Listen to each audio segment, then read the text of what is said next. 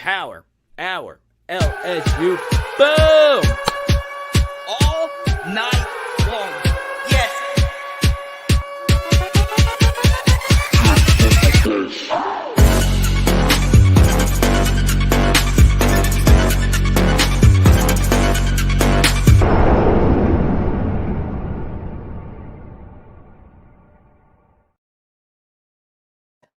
Let's freaking go. I'm looking at you right now. So, obviously, a big story broke at the end of last night's live stream. I have been able to work the phones, gather more information, as MAASON Smith will not be made available for the game versus Florida State. And I'll share with you how, in a very rare sense, MAASON Smith is a true victim. Okay, so coming up, I'm going to give you some thoughts schematically of what Brian Kelly might do differently for this game. And in just a second, why this could be a major positive for LSU. Now, you guys know when there's a big breaking news story, I think it is a little dangerous to just give the hottest hot take just right out the gates, okay? And Matt Moscona did some really good reporting on this yesterday to figure out that this involved allegedly some signatures with Keyshawn. So a lot of you are familiar with this. This happened before NIL, okay? Now, using the word sources here, I was able to speak to a few people with knowledge of this, and I was able to confirm this, that MAASON has known about this, and LSU has known about this, and they had just kind of been in this situation where, is it actually going to be enforced? What the heck is even happening here? And as we always see with the NCAA, they're wishy-washy about this entire situation. Now, you notice I say a true victim. Okay, Chris Rock's his latest special talked about the victim mentality. I think a lot of people like to scream, I'm a victim, when they're not really a victim, right? This is a rare case of a major athlete being a true victim. This is a guy who tore his knee up in this exact game. And this entire offseason has been looking forward for this exact game on the calendar, on the schedule.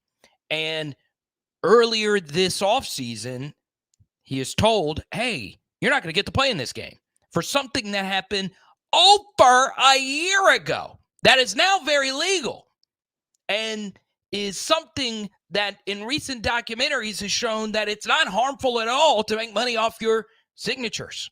Okay, so if this really is the be-all, end-all, and I believe that it is, if this is the one reason, then the NCAA is a bunch of cowards. And I am not the biggest conspiracy guy in the world. I normally stick with just football. But it is weird that the NCAA does have some Florida State influence involved with it. This whole idea that somebody turned him in, and Keyshawn, of course, last year sat out a few non-Power 5 games, maybe because of this, maybe not. There's so much just surrounding this story. I've got to say MAASON is a true victim here. And I know I'm a big fan. I know I bias cards. I know there's people that's close to him that watch this channel. All of that aside, just objectively, you could just see pretty much every media member come out and say how stupid this is.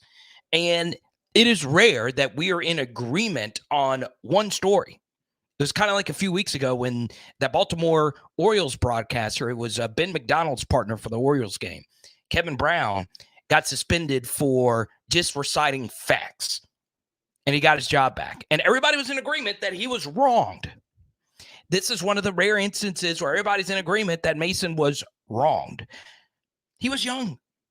He had already heard that NIL was down the pipeline, and just a few weeks before all of this became legal. And he had already gone through the pain of sitting out a full season. I hate the NCAA. I hope that an erupting volcano with electric eels falls upon them and whoever decided to lay the hammer down on LSU. Okay? It is an awful thing. And I know you guys have probably heard 1,000 hot takes. And I had one released this morning. I was like, let's just wait for the live stream and have a discussion about this. Okay? So I can say had a few great phone conversations with people who actually do know what's going on here. And I got to be real with you. It's horrible. It's absolutely horrible.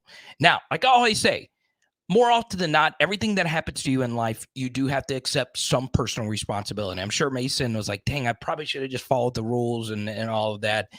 But he wasn't the only one involved. Okay.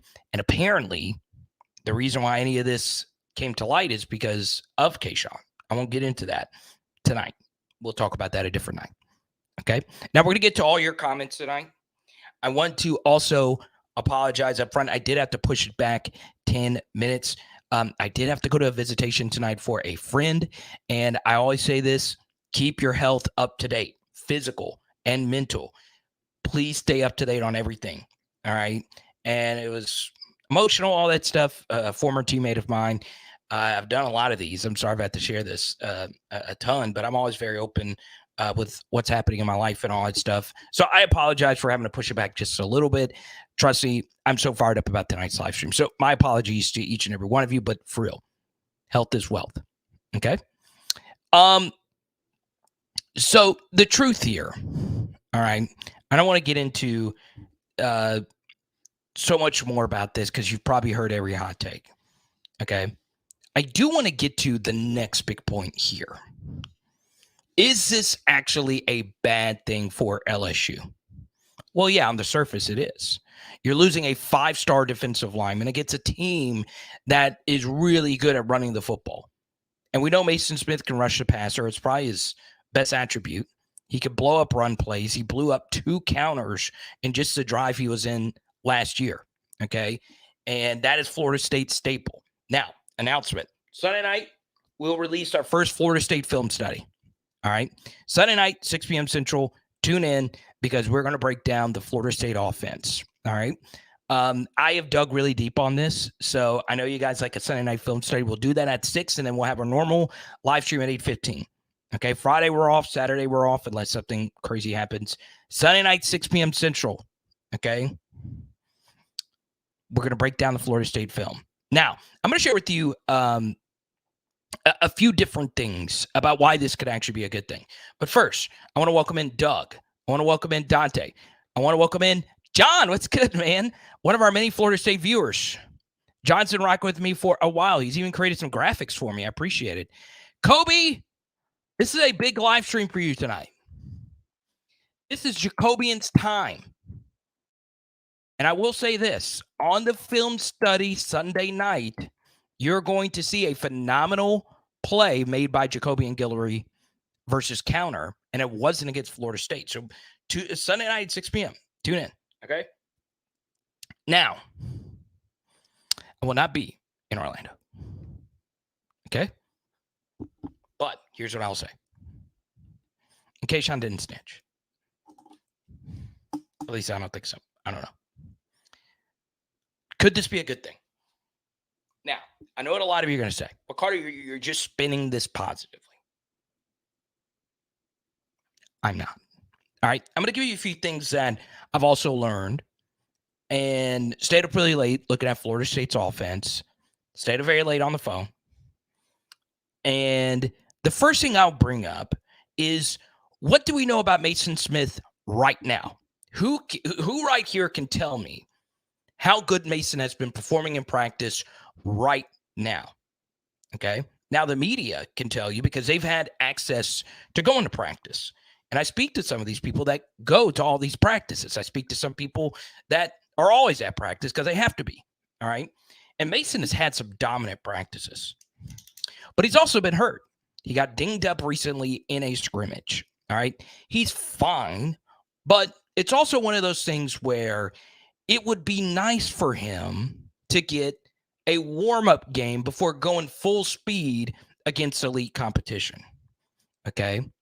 So maybe sitting out of this Florida State game is a good thing for him in the long term, right? We need him in the long term. No matter if we win or lose versus Florida State, we're going to have to win or lose a lot more games for us to get to the playoff anyway. Okay? Did you know that the point spread did not move at all when MAASON Smith's announcement was made? Okay? And rarely does it. Now, I think if Harold Perkins, or God forbid, or Jared Verse, as someone mentioned, maybe you could see a half point here or there. But there was no movement, all right? So what I would tell you is maybe this wasn't the best game for him to start playing, all right? Now, I'm going to bring up a name that a lot of you are familiar with. I'm looking at each and every one of you. His name is Odell Beckham Jr., all right? Odell Beckham Jr. is a big proponent of football being abolished on turf. All right. He is very outspoken about this. Okay. He doesn't want football to be played on turf last year. And if you go look at a wide receiver by the name of Sterling Shepard, he played at Oklahoma last year for the New York Giants. He tore his ACL just running on turf. Okay. And the way the injury happened was very similar to how MAASON tore his knee up on turf last year. Now, what do we know about turf? There's been studies done on this. You can go look it up for yourself. Just Google it right now if you don't want to believe me. Turf fields have a harder toll on your body, on your lower body. Okay? It's a very tough thing to dissect. Now, LSU's first game is on what? Camping World Stadium. Let me quadruple check this. Maybe I was just seeing something. It is indeed our field. At least I think it is. Let me see. I thought it was. Didn't we play on a turf field last year? Let me see. Synthetic turf. All right. And it's new. It's new. You're telling me that a 300-plus pound defensive tackle versus a team that is very good at misdirection, maybe this game wasn't the best one for him to play. And maybe a game like Grambling on grass against competition that he will dominate is good for his own confidence, especially considering he just got dinged up recently at a practice. Okay? So, there you go. The next thing, all right, is I don't think, and I'm not just saying this just to say it, I don't think we're going to have as good of a defensive performance against them this year as we did last year. All right. Our defense was phenomenal versus Florida State last year. Where they were bad was on third down, and we gave up too many gimme third downs where we just let Jordan Travis play pitch and catch to wide open guys. It was more so early in the game where we gave up a few 3rd and 10s where the tight end legit just ran up the middle and it was just wide open. We just gave it to him. Okay. There was 4 instances where we did that. Okay. But if you actually go look at the game, Florida State had a trick play touchdown and Jordan Travis did not miss a throw. Almost every single one of them was on the money, hit him in the hands and they dropped it, or our DBs made a really good play on it. I think it's going to be really hard to stop these guys anyway. I think their offense is a top 5 offense in college football. And I do think it's going to take some time for our defense to mend together before we move forward and become a dominant unit. Now, Matt House, once again, called a really good game. And we defended counter really well last year, which is their bread and butter play, and we're going to break it all down Sunday night. All right? But I'm here to tell you that I think this game is going to be a shootout. I think our offense is going to light their defense up. I think their offense is going to have a lot of success versus our defense. That's just how I see the game. Now, it's not me saying I'm not bullish on the LSU defense this year. I think they're going to be very good. I do. But sometimes you play really good offenses, and that's fine. Okay, that's just where I stand right now. Now, let me know. Let me know what you guys think. Do you think Florida State's offense, type Y for yes, type N for no, will score 28-plus points versus our defense? Type Y for yes, type N for no. Let me know what you guys think in the chat. All right. Please don't spam my chat. All right. Let me know. Blanche thinks that they will. True says no. Edward says yes. I know John's going to say yes. Wendy says yes. Kareem says no. Kedrick says no. Kedrick's going to the game. Still working on a PHL meetup before the game. Doug says no. Sherry says yes. So I think it's going to be a high-scoring game. I do. They have a really good quarterback, definitely their best one since Jameis. And I think he's got a legit shot to win a Heisman. I'm telling you right now, you can do this for yourself. Go rewatch the entire game like I did today and count how many throws Jordan Travis missed in that game last year. And you will not find any. I mean, almost every one of those balls he put were on the money or only where his guy could get it. Okay. There were some instances where he just had to throw it. And he threw it to where his guy could have made a play on it. I kind of like 1.5 throws, I would say, that he missed. He's really good. Their skill guys are better than what they were last year. They got the kid from Opelousas, Keon Coleman. Their tight ends are better. Their offensive line's more experienced. They got a top 10 running back. This is a really good offense. That's just me telling you this. I think our defense is really good. But in the modern game, offense will outperform defense. Now, could it be that their offense is rusty with all their new pieces? Maybe so. Maybe I'm totally wrong on this. Maybe I am. I still like us. I still like our offense. I still think we're going to be able to move the football on them at will. I really do think so. And I still believe this game is going to be 31-28, 35-31, 38-35, somewhere mixed in there with a few Harold Perkins plays. It could be a 45-35 affair like the Florida game last year. Okay, so be ready. Now, let's just say Florida State runs the football right down the gut. All right, let's just say they run it right down the gut. Then, obviously, MAASON Smith was a massive loss. Okay. I do think, though, and you'll see this on the film study Sunday night, I do feel where they are going to have some success is the screen game, right? We're going to play our corners off, and we should, and they're going to hit a lot of intermediate stuff. We're going to need to do the same thing. Our intermediate pass game is going to have to be there. They're not just going to let Malik get over the top. And I just think it's going to be pitch and catch all night for both these offenses. So if the special teams units are really good, Florida State special teams last year stunk. Okay, I know there's been a lot of focus on our special teams because we had about the worst special teams game in the history of special teams last year. Florida State special teams, as John could tell you, I got some Florida State fans in here. They were terrible. Okay, so I think this is going to be a legendary game. I really do. I think you're going to see a lot of NFL draft picks. This, I think, 5 to 10 years from now, you're going to look back and say, gosh darn it, there were so many NFL players playing in this game. I really do think this is a loaded game. And I just hate, all right? And I won't just focus on the MAASON Smith thing all night. I just hate that one of my favorite players is getting robbed of this opportunity. I do think this is very sketchy.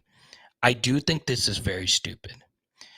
I do hate, like right now, there's people that complain about this canceling, right? Mason, it feels like Mason's getting canceled for something he said when he was 3, right? This is something that happened well over a year ago. Nobody was hurt. It was nothing nefarious. It was nothing done in malice. Let the kid play. But like I said, before we move on to the next topic here,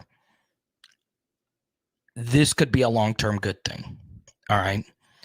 Now, I'm lucky to know people in sports medicine, and I reached out to some of them about the turf field thing, and they said maybe for the first game back, they agreed with me that it's probably not the best thing for Mason. Okay?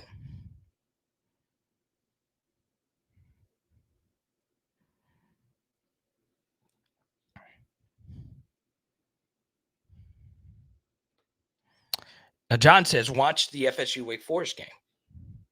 True. Wake Forest did a lot of really good things. They showed them a lot of different fronts. Now, what Florida State would say is their gap running scheme is scheme diverse. If you run a gap scheme, it doesn't matter what kind of defense you run. You look what Wake Forest did. They were patient. They didn't let them hit explosives. Jordan Travis got very frustrated in this game. And Wake Forest dominated that game in Tallahassee. So look, our defense, maybe this galvanizes him, right? There is something to be said about truly being a victim, right? I remember this clear as day. It's the best thing in life is winning. In sports, the best thing is winning. The second best thing outside of winning is losing when you have clearly been cheated. All right, we remember this as Saints fans, right? LSU is going to walk into this game thinking that the world is against them with this MAASON Smith thing. Maybe this galvanizes them. All right, I know we have some Guillory folks in here watching this. Maybe Jacoby and Guillory says, look, this is my time to shine. I also was a top 150 recruit. Okay. Jacoby and Guillory has been the leader of the defensive line room along with Mekhi Wingo, as now Jacoby and Guillory is on his third different defensive line coach in 3 years. Maybe he says, look, this is my time. This is my time. I'm from the boot. I represent Alexandria. Alexandria is a blue-collar town, baby. Yes, they got a funky water tower with the cartoon on it. Thank you so much. Yes, they got a water tower with a little funky dancing cartoon on it in Alexandria. But don't get it twisted. Blue-collar town. The home of DJ Chark. A lot of people there have the DJ Chark 3-star mentality. Maybe Jacoby and Guillory says, look, F y'all. I'm tired of hearing about this. I'm going to come out and ball out of control. I'm wearing the number 90 jersey that Ricky Jean Francois wore, that Michael freaking Brockers wore. And I'm going to show the world what I am made of. Maybe Jacoby and Guillory says that. Maybe Jordan Jefferson says, look, I know you guys have made the joke a gazillion times that I have the same name as another LSU quarterback. But I'm the new Jordan Jefferson. I also wear number 9. I wear 2 of them on my shirt. Maybe Jordan Jefferson says, look, I come from West Virginia. I am a mountaineer. You might not think I am SEC ready. But by God, it took my college football team to choke back in 2007 for you to win a national championship team. And I'm here to give you the same gift of defensive tackle play. Maybe Jalen Lee says, look, F y'all. In 2018, I thought I was going to be the LSU Tiger. I had to go to Florida. And Jalen Lee said, look, I'm the biggest, baddest dude in this room. And technically, he's the biggest guy. He's huge. And he says, look, I'm going to put on for the boot. One thing Jalen Lee could say is, hey, I've played Florida State every year too. And I'm ready to go. Maybe this defensive tackle room says, F all of y'all. We are fine. I will say this, speaking to a MAASON source last night on the phone, I was like, hey, be honest. Be honest. Are you concerned? And he said, no. No. We got other guys in this room. You might be concerned. I know I'm concerned. Tell him, Doug. Doug is a central Louisiana guy. Blue-collar town that for some reason has a really good cheesesteak spot. I don't know why, but that's Alexandria for you. They said Alexandria is the cutoff between the Yankees of North Louisiana and the true Cajuns of South Louisiana. They say Alexandria is a mark of a different state. And Jacoby and Guillory says, I am the equator. I am the one. I am the guy. that's going to make you think Ricky Jean Francois is out there?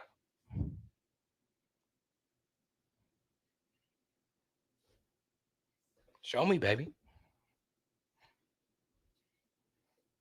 Show me. NFL LSU says pump the Stephen A. brakes, please. How about this? How about I pop a ban on you? Because you don't tell me what to do on my channel. Tired of this. I always love it, especially from people that don't even ever watch my channel. You need to quit acting like this. Well, guess what, y'all? You can go to google.com. It's a little website. I'm on one tonight. Y'all know all off season, I'm nice. Everybody come in. Dylan Cruz. Yeah, let's do it. But NCAA done pissed me off, boy. Guess what you can do? NFL LSU, you probably got another burner count to say a bunch of F-bombs or whatever. Go to google.com. All right. Make another account. And guess what? You could do what I do. You're not going to be as good as me. I'm sorry about that. Start an account. Go for it.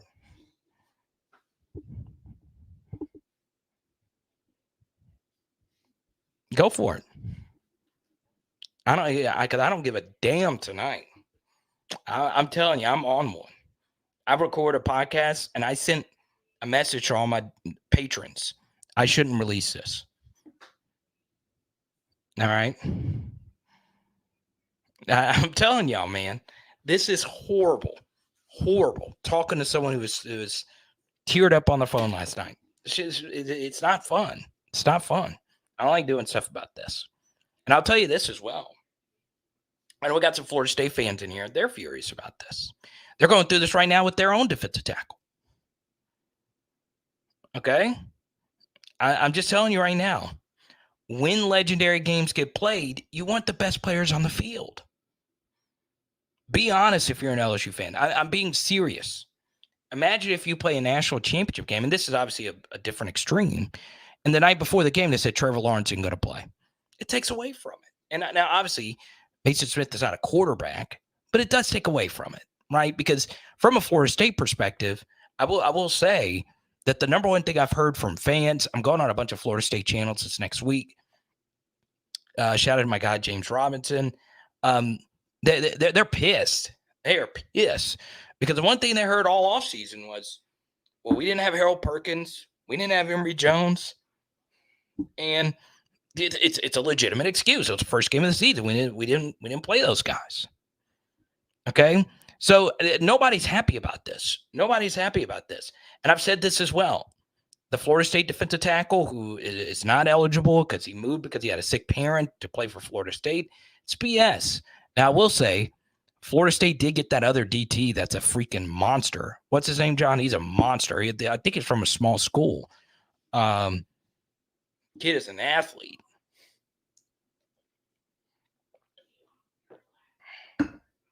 But that's not here nor there. I'm blocking tonight. Y'all don't want to mess with me. All right? I don't want to mess with me. Now, let's go to Brian. And to cool everything down, I will say, we're going to give out a big card tonight. If we get to a hundo in Super Chats, I'm going to give out a rated rookie Jamar Chase LSU card. If we get to a hundo, it can go to one of you guys. All right? Now, we're going to take this to another level. All right? We got there the other night. If we get to 300 in Super Chats, and it's possible, but we got way over that the other night, I will give out a big one here. I will give out a Garrett Nussmeier 1-of-1 card. Okay? I don't give out my 1-of-1 slabs too often, but if we do get to 300, one of you guys will win this card, and if he turns out to be Drake May, Caleb Williams down the road, you're sitting on a gold mine because there's not a whole lot of Garrett Nussmeier autograph cards printed. Okay? Now, next thing, I do want to talk about Jaden. It's a big day. All right? I've never gotten to be on the phone with Jaden. Obviously, it sucks. I would love to.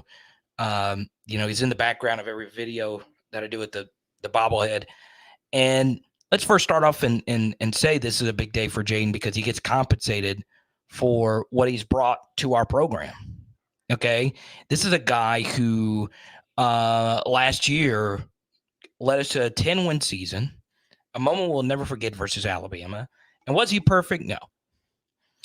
But this is a guy who got a bag today from Powerade and Beats by Dre. We're talking about major corporations. We're talking about the Coca-Cola company. We're talking about Apple. Okay. I think those guys have me covered. And Jaden is a spokesman for both of those products. Even Patrick Peterson gave him a shout out as another Powerade person. Okay. Big day for Jaden personally. Gotten to know some of Jaden's folks. It's awesome that he's getting to have this opportunity. And the truth is, to Brian's question here, is how does Jaden Daniels and this offense prepare for this game? The first thing we need to acknowledge is Jaden played one of his better games last year versus Florida State. I would say that was one of his top 3 performances because nothing went right. And he kind of just kept us in that game. Now, did he miss some throws? Yeah. There were some open throws that he missed. But he had no time, right? He had no time. There was just no time. And it wasn't just offensive line. We would have a running back miss a block, a tight end miss a block, wide receivers miss an assignment. We were just all over the place. Bad snaps. It just wasn't right. And the fact that we were within a point, obviously it took some miracles for that to happen, but he was great for us in this game last year. So the first thing is we want Jaden to be him, right? Because part of our success is going to be blocking Jared Verse, who also got the Powerade sponsorship today as well. So shout out to him. I love seeing when these and Jared Verse, Jaden was a top 50 recruit. It kind of makes sense. Jared Verse came from Albany. Yeah, you're right. There was a college named Albany that he came from. So congrats to him. But yeah, Jaden was phenomenal. But the pass protection was so bad last year that even he got sacked, and he was really hard to sack. Okay. Well, actually, not really. He took a record amount of sacks last year, but some of that was him, some of that was the offensive line. But still, they did sack him. And I will say that I think we'll be better prepared for this performance. And also some of the throws that were there last year, we're going to need to deliver. Also, something else that was a major nuisance in this game, and it deserves to be publicly stated. And people want to say this because obviously I tweeted out a clip about him this weekend. I really want him to succeed for the Patriots. But Kayshawn just stunk up the joint in this game last year. Just stunk it up. He wasn't going at full speed. He had drops. And now I don't think we're going to be in that spot this year. I would like to think every single wide receiver we have on the team is going to be running at full speed and will get open and put everything out there for us to win this game because we're going to need it. All right. So the truth here is we're going to put up a lot of points on them. I really do like our offense in this game. I do. Okay. And I do agree with Joseph. I think like last year, and I tweeted this out earlier as well. Follow at Power Hour LSU. We did see something very interesting. All right. I truly do believe that last year, LSU versus Florida State was a great quarterback duel. Now, that doesn't sound right in a game that was 24-23. But like I said, Jordan Travis had a lot of drops from his receivers, and he was on the money and had some ridiculous plays in that game. And Jaden obviously kept us in it with some crazy runs. And obviously the fourth quarter comeback was great. And the final throw to Dre was a thing of beauty. And this year, I think it's going to be another legendary quarterback battle. I do. Tiger Cat, welcome to the PHL movement. I welcome Tiger Cat to the channel. She says, I believe we are going to win. Fisk. Yeah, that's right. Fisk.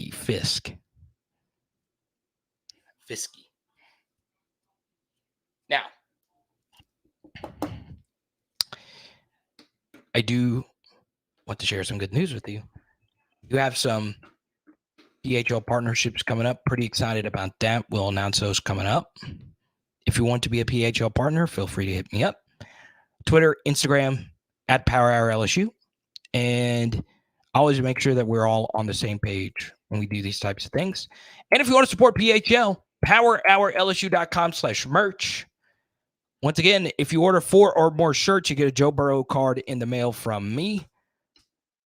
powerhourlsu.com/merch. Okay?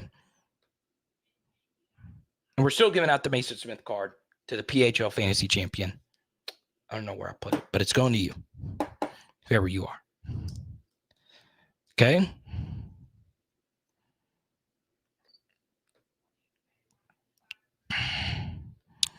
Yeah, the thing that sucks about this, Roger, is there's just not someone that you can point to with the NCAA, like specifically, that came out and said this, that MAASON Smith is suspended. And there's also the horrible sight by the NCAA to never have a commissioner. Part of the realignment mess is on the NCAA. The fact that we didn't have a commissioner ever for the sport of college football is crazy to me. Absolutely crazy. So no one, it's always Mark Emmert because he's the one that signs off on everything.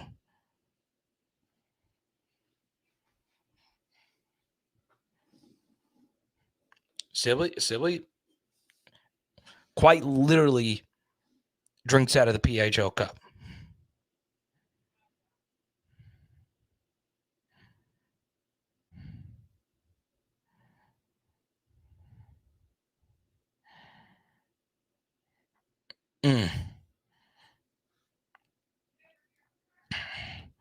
Tiger Kent, you're Joey B's girlfriend?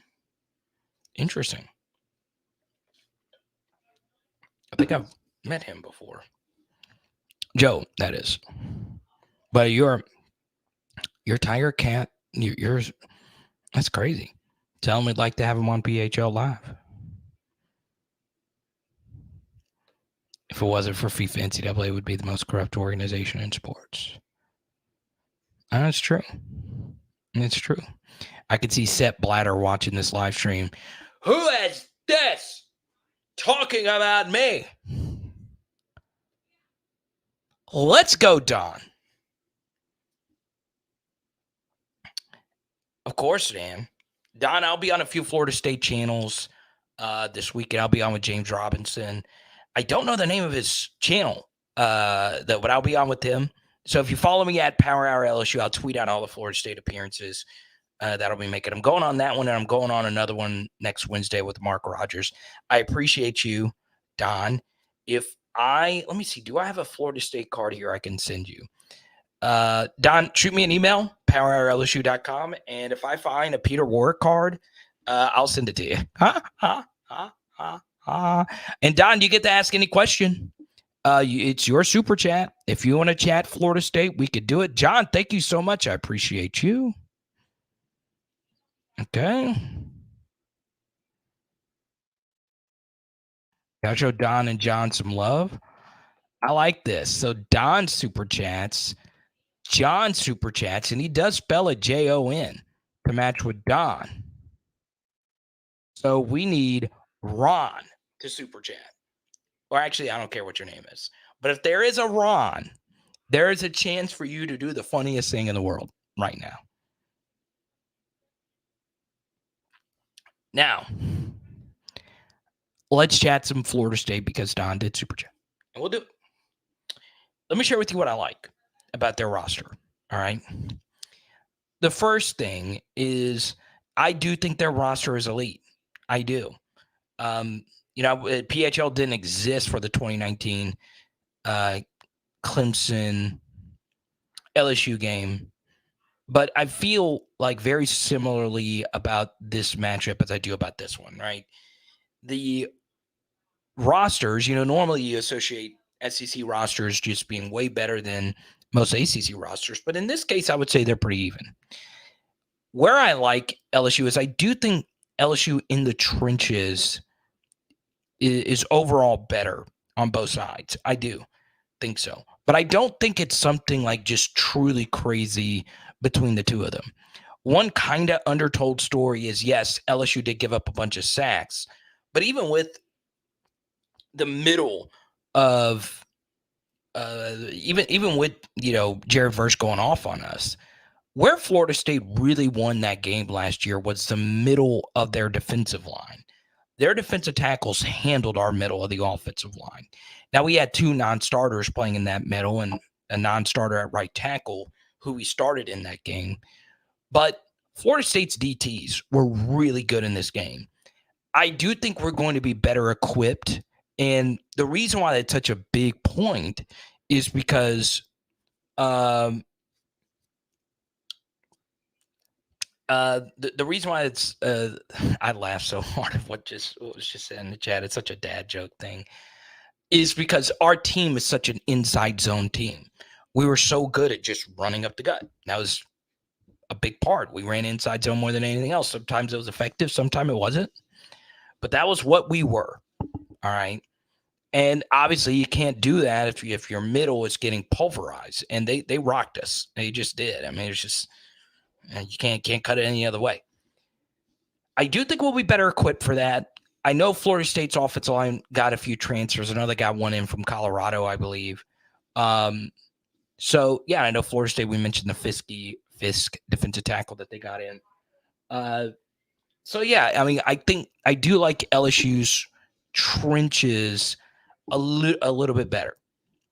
Where I think Florida State's big advantage, obviously with Jordan Travis, anytime you have an elite quarterback, you have an advantage, is Jordan Travis is just really good. I do believe in him, and I understand that I've been accused of overhyping him. I do think he's really good. I do think so. He has really shown some elite traits. He's obviously an amazing runner. His accuracy is really good, and I just think the world of him. I do. I think he's worth a Heisen bet if you want to get one out there. He's not my favorite Heisen bet, but yeah. Now, as John points out in the chat, the Florida State Seminoles are missing their starting center, so their offensive line wasn't at their top shape either. But I do think the trenches is where LSU can have some fun. Now, one thing that you really just can't do anything about, and this is just an advantage Florida State has, is their receivers. Okay. All right. Now, they're not burners per se, but they are good deep ball receivers, right? And Keon Coleman and Johnny Wilson is about as good as it gets when it comes to pure big target jump ball receivers. I mean, they are really freaking good at that. They make very difficult catches. In particular, Wilson does really good after the catch. Keon Coleman's a little bit more of a jump ball, go get it kind of guy. He's got a obviously extensive basketball background. They bring in, Jaheim Bell and the other transfer tight end that they had. And they got Trey Benson, right? And they got, running back room. It's good at running counter, obviously, and they're good at running outside zone. So this offense is loaded. I mean, that's all there is to it at the skill guys. This will be the best set of skill guys LSU will play all year, and I'm not sure if it's close. I know A&M's got good ones. Florida's got good running backs. Alabama's always going to have something there. But I think this will be the toughest set of skill guys. And no matter what happens, I think this will be a good building block for our defense. Whether we, to my surprise, shut them down or whether they light us up, it's going to be a good building block because it's only going to get easier from here. Okay. I think this is the best offense we'll play next year. I do. And I think you can't really make an argument otherwise. You can argue a quarterback here or there. You can argue a running back here or there. You can argue some receivers here or there. But the whole thing, they're good. They're really good. Now, Don, defensively, this is where I think Florida State's going to have an issue. All right. My favorite player watching them on film, leading into that game, watching the Duquesne game and just some of the other stuff was Jamie Robinson. Their safety. I like Jamie Robinson. This was a journeyman. I think it was a South Carolina transfer, and he was the straw that stirred the drink. He was the talisman. He was a guy that got everybody where they needed to be, and he made the best open field tackle. He is the only person that I saw make a clean open field tackle on Jaden Daniels all last year. I think it's just going to be tough to replace him. I mean, he's just such a good player. And I think LSU's receivers have an advantage over Florida State secondary. I do. So it should be interesting. Okay. So, look, the one thing both teams have in common, as John points out, is the wild card. And I know Brian is very familiar with both of these young men from New Orleans, from Carr, Destin Hill, and Aaron Anderson. They're two very similar players, right? Not big, but very talented, athletic, bouncy wide receivers. And by bouncy, I mean they have a lot of juice when they get the football in their hands, right? They don't go down easy when they get the football in their hands. And they're wild cards. They are truly wild cards. We've not seen either of them play Division I football, and they both come in with a lot of hype. So Destin Hill was a part of that legendary recruiting class in 2021 with Chris Hilton, Brian Thomas Jr., Jack Besh, and most notably Keon Coleman and Malik Neighbors. And Destin Hill was, I think, the third highest rated guy out of those guys. He's not played yet. Now, there's all kinds of mystery about why hadn't he played yet. But, it went from Destin Hill to Aaron Anderson. Okay. Now, for some of you that don't know Destin Hill, his name, I think, used to be Destin Payson. And Destin Hill is not going to play in this first game. All right. He's not played yet at all. Aaron Anderson played last year for Alabama, but he was hurt. So he didn't really play.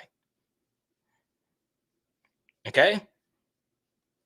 So the truth here, and Brian, once again, I defer to him. He knows these guys. So, yeah, I mean, he's, they've got some really good players. Here's Brian, reminds him of Jack Besh, not a burner, but a very physical and solid on deep routes.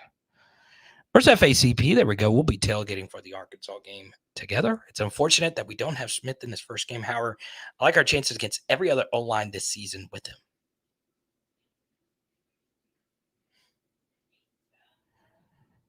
Dante wants to talk some Omar Spates. Yeah, we did a whole Omar show last night. We could talk to Omar. I think he's going to be a big piece. Something else about Florida State. All right, and you'll see this Sunday. And by the way, John, I know I made the John joke, but John, you get to pick the next topic. If you want to talk about the greatness of Ben Wilkerson, we'll talk about that. Don, if you want to talk about the Peter Warrick days, we'll talk about it. Y'all are super chatters. By the way, if you are over the age of 30 and under the age of like 40, 42, Peter Warrick is that guy. Right? We all looked up to Peter Warrick, right? He was like Jamar Chase of that year, except Jamar's actually good in the pros. Still, Peter Warrick was him, bro. Favorite Florida State players of all time.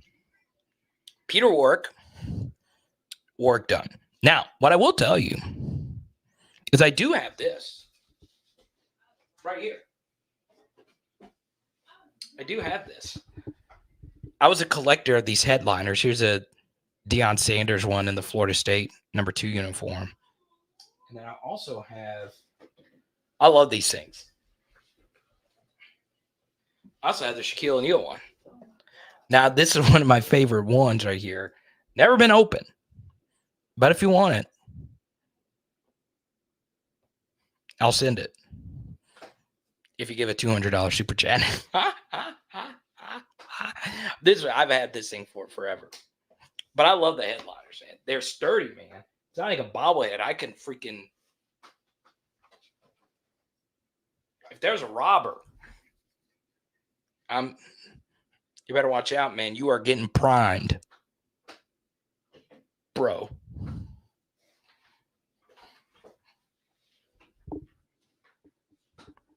I don't like Florida State in the next 2 weeks. I will always love Peter Warwick. I remember little Carter in my parents' den. I always pretend I was Peter Warwick. It was Peter Warwick and Peerless Price. Those are my two guys, man. Only the real college football nerds know about Peerless Price, baby.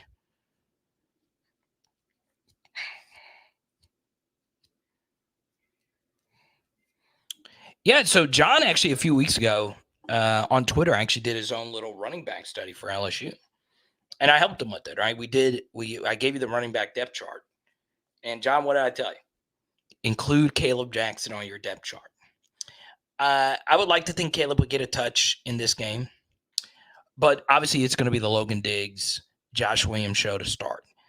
I could also see LSU saying, look, Josh has not been able to practice all that much, and let's just ride Logan, pause, and Noah Cain, who's been here since the fall. Noah Cain obviously had, a touchdown in this game last year. Let's just give them the carries, right? They're familiar with this team. They know Florida State. So right now, John, I think the backs that are going to get carries are Logan and Noah. And obviously, if Josh Williams is ready to go, play him.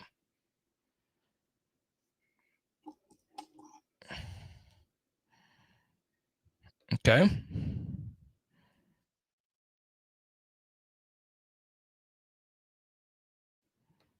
Pull out a good J Jets card. Oh, man, I got to go all the way over there to get a good J Jets card. Let's see. I might have one. I might show you one of my favorite ones right here.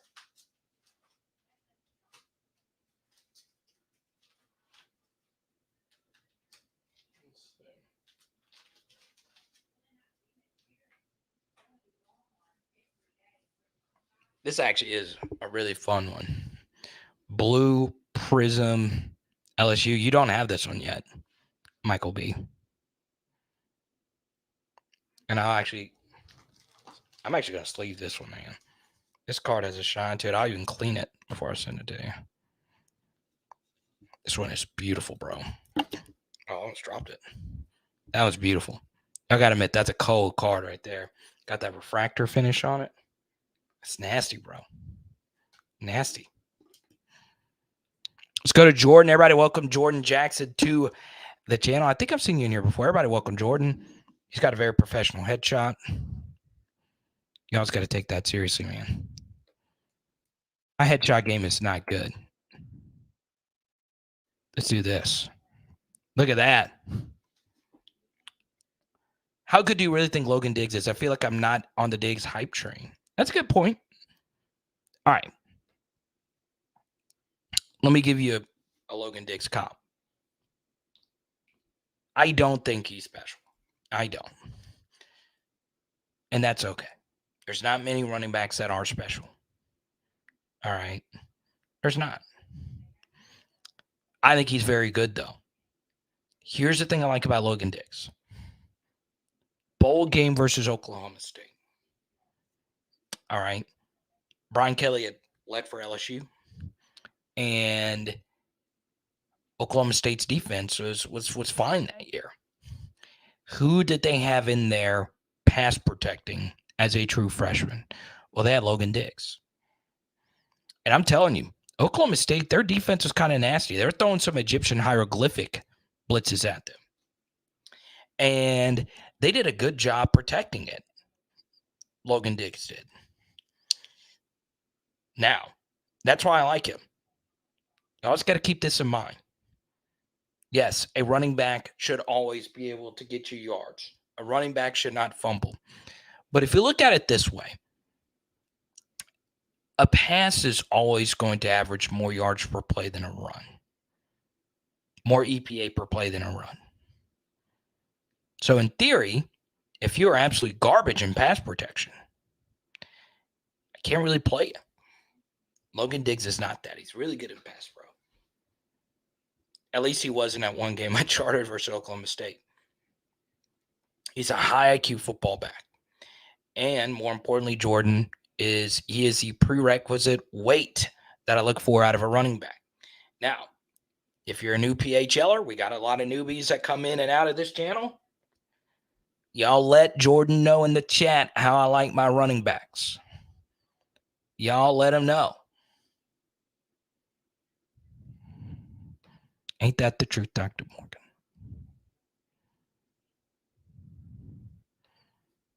Now I'll answer this for you in just a second. Thank you.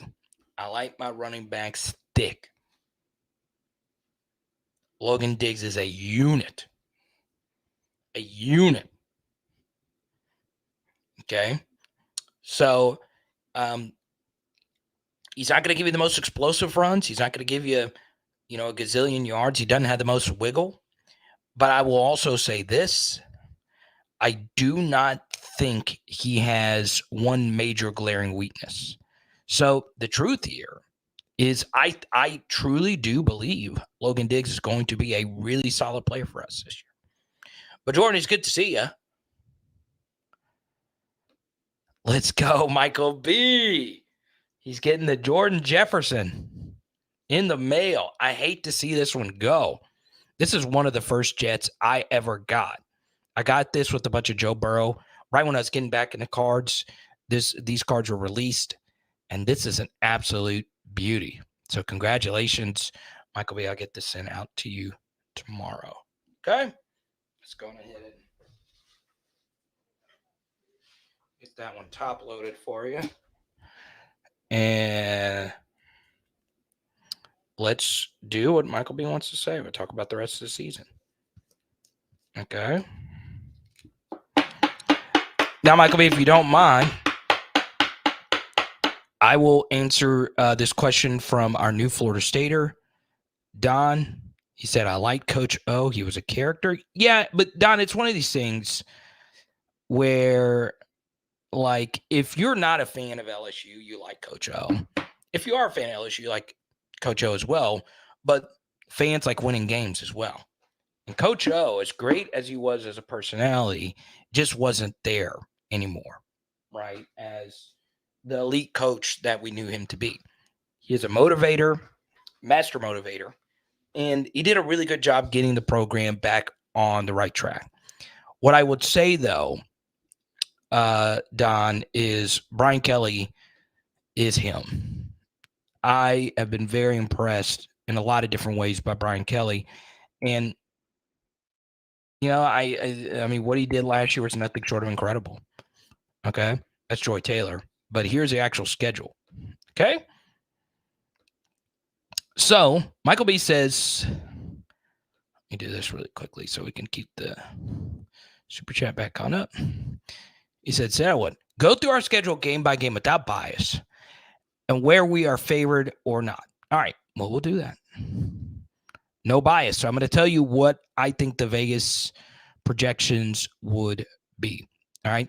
Now, the good thing is I've already seen a few, like, these computer projections that already do this. And normally what Vegas projections do to get their lines, Michael, is they go by stats like SP Plus, which is like very predictive analysis. And they look at like pace of play and all that stuff. And that's where, they get their lines. Okay. So I will go through and list every single game where I think LSU will be favored.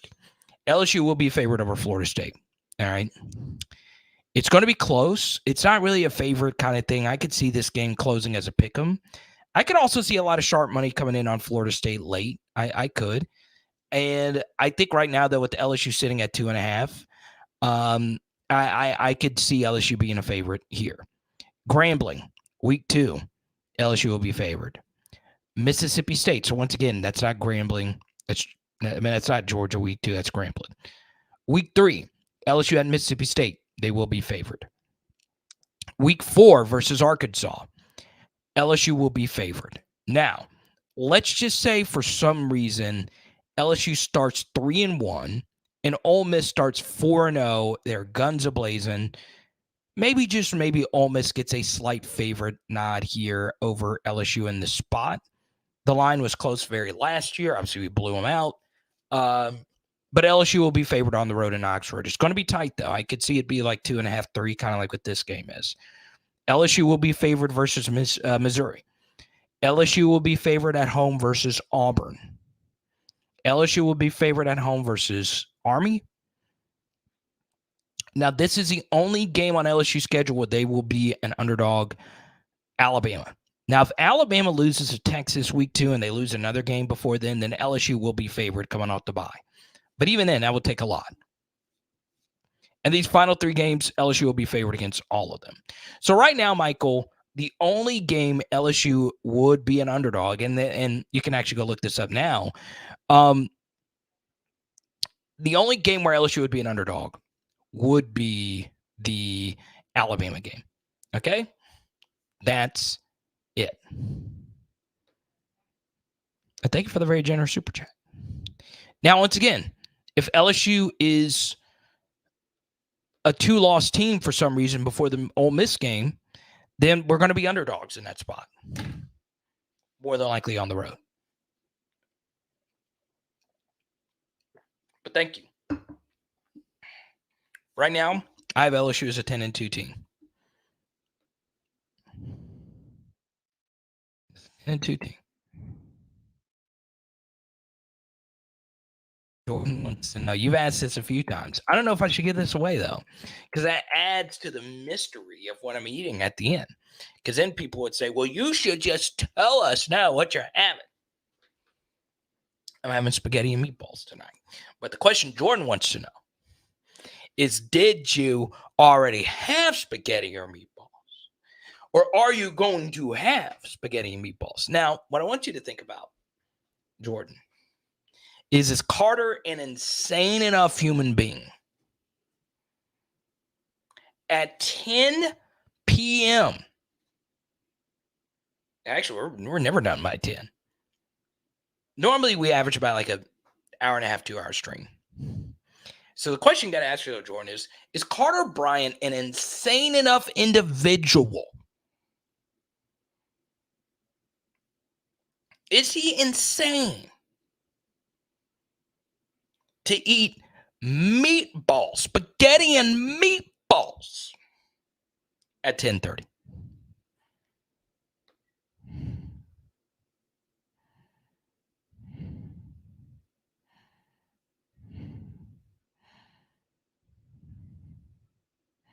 I like your thinking, Brian. All right. Now, I'm going to let you guys know something. I had a dream earlier this week, and it's diabolical about LSU football, and it's beautiful at the same time. It's diabolical, and it's beautiful. I'm telling you, all at the same time. Okay? And this is going to make your mind go wild. Now, I do want to remind you that when you wear PHO merch, you're able to get it for the whole fam. Okay? Rock that PHO merch. PowerHourLSU.com, baby. Take a look. This is Leonard and his family in Orlando, in this stadium. You know you want to rock your PHL merch. In the O, get it now, PowerHourLSU.com. Once again, if you get 4 shirts, you will get Kat's boyfriend. Kat, are you still in here? She claimed Joe Burrow is her boyfriend. You get a Joe Burrow card in the mail if you get 4 more shirts. PowerHourLSU.com. Now, if you already gotten 4 shirts, get 4 more. Get them in different colors. Fantastic. Get to it.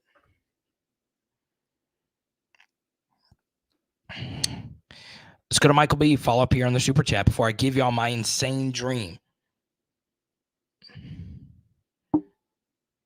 Oh, Kareem. Did you super chat and it didn't show? Did they not let you super chat curse words? Oh, man. I'm about to start cursing. I'm about to start cursing in here. Okay. This is about to sound like a Kevin Garnett trash talk level cursing here. Like elite trash talk level cursing. I don't know if I got it or not, Kareem. I don't see it. They might not allow it. So far, our super chatters are Don, John, and Michael.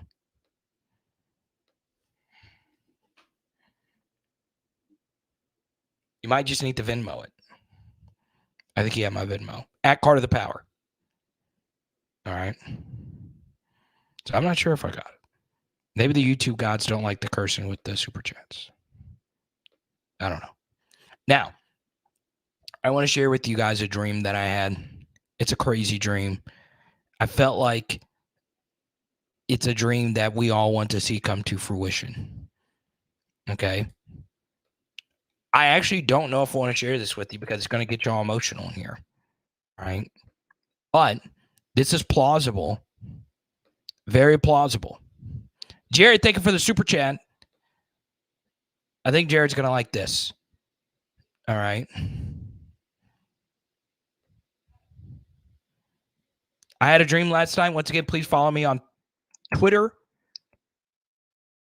Mark Zuckerberg hates me, but he does monetize my Facebook videos now. So please share this on Facebook as well. This was my dream last night. LSU goes undefeated. Tulane goes undefeated. If that is the case, Tulane, with some help, would be the number 4 seed, and we would undoubtedly be the number 1 seed if we were undefeated. And that would set up a 1 versus 4 matchup. Where is the college football playoff semifinals this year? One of those are in New Orleans.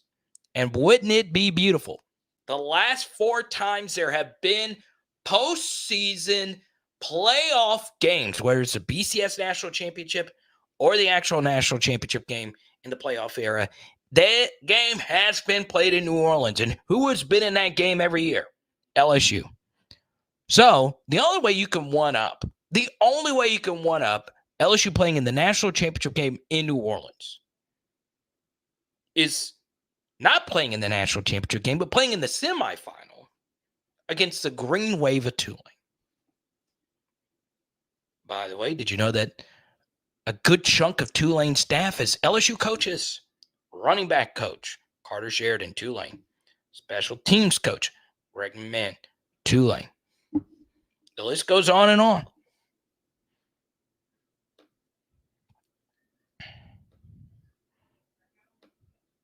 You tell me. You tell me.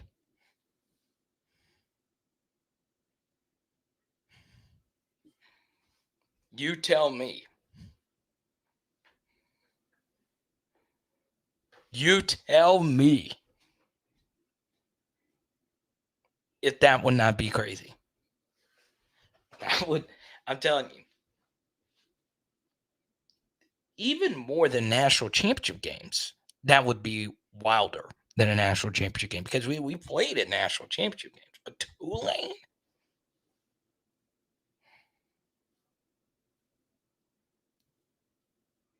Let's go to AP. Question. There are a lot of storms forming. If a storm interrupts a game, does it get rescheduled? Move? That would be an interesting scenario. Okay.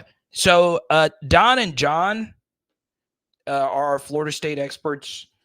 When is Florida State's bye week? Actually, I'll just look this up really quick. All right. Because obviously, if that were to be the case, they would have to reschedule this game.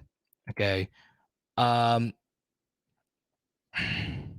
So they've got an early bye week, so that wouldn't be possible. All right, so this is what would happen if the game wasn't played. All right, I'll show it to you right here. All right. Or this is what I would do if I was the AD. All right. Once again, I'm not anywhere close to the brilliance of Scott Woodward. I would not have been able to sway a Hall of Fame basketball coach to leave her program that she built to come here. So I'm not Scott Woodward. But, so as you can see, let's just say that for some reason, God forbid, all right, this is LSU's schedule, and you'll see that their bye week is Saturday, October 28th. All right. Now, I will show you Florida State's schedule. All right. They have an early bye week after back-to-back road games versus Boston College and Clemson. Okay. So, what would happen if the game were rescheduled with this? All right. Using Occam's razor here, the North Alabama Lions game would be canceled. All right. So why that game?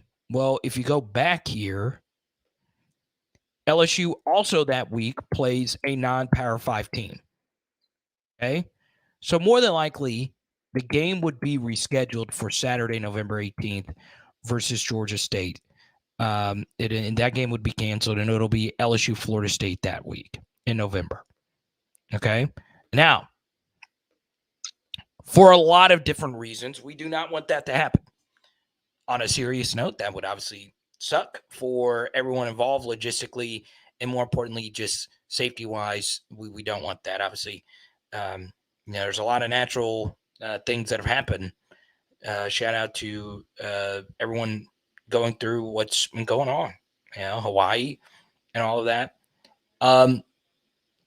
So more than likely, I think that's what would happen, AP, because the thing that's tough about this is, can you really reschedule the game and actually play that game on a Monday? Right? Could you play an LSU Florida State game on a Monday? And the answer to that is no, because both of these teams obviously have games the following Saturday. Is it right to play a game on Monday and then basically have less than an NFL rest period? Because obviously NFL, they sometimes go Sunday to Thursday. All right. You would have college athletes going from Monday to Saturday. It's about a day difference. That's tough. All right. So I think at this point, AP, I think that's going to be what would likely happen. All right.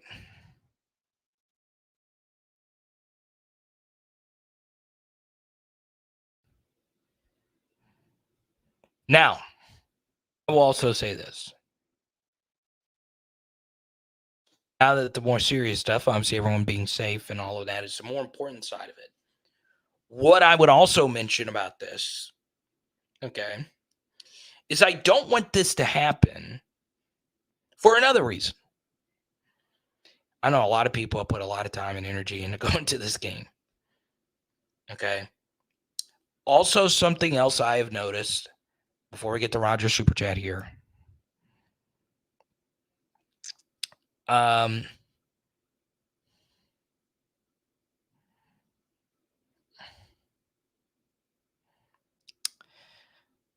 This trip is a little bit more expensive than a lot of people thought.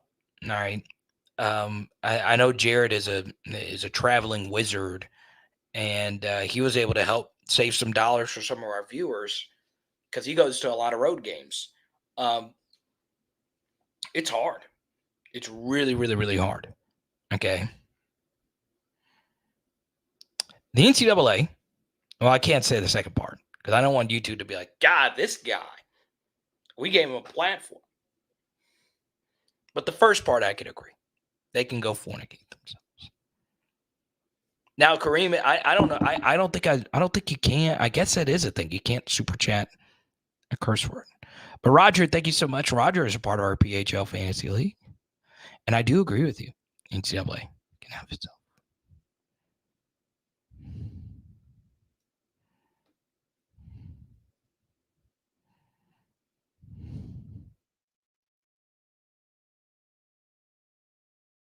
John, you can see John. I mean, look, I'll put John I'll do comments on big screen.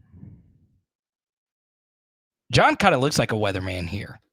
Does he not? You have to admit, John looks like he's got a little weatherman. You know, like they have those dancing weathermen that they do the weather and they.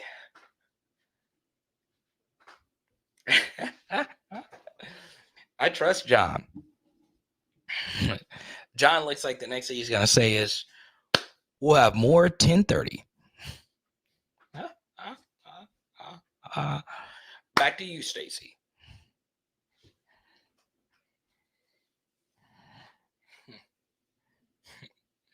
Coming up next, another shooting.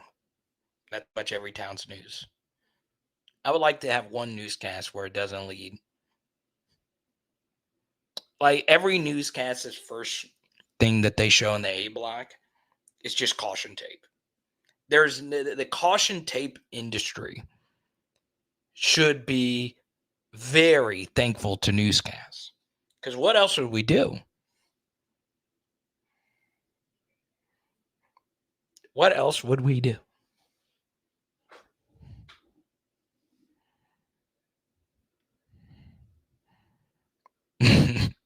Roger, that's funny. John looks like he gets it right 30% of the time. Let's go to Michael B. What is the most bang for your buck home game this year? All right. I'll post the home schedule up here. I know a lot of us plan ahead. I'll give you a few here. All right. So the absolute most bang for your buck home game. It's kind of hard to say at this point. I honestly would say Grambling because you know you're going to win.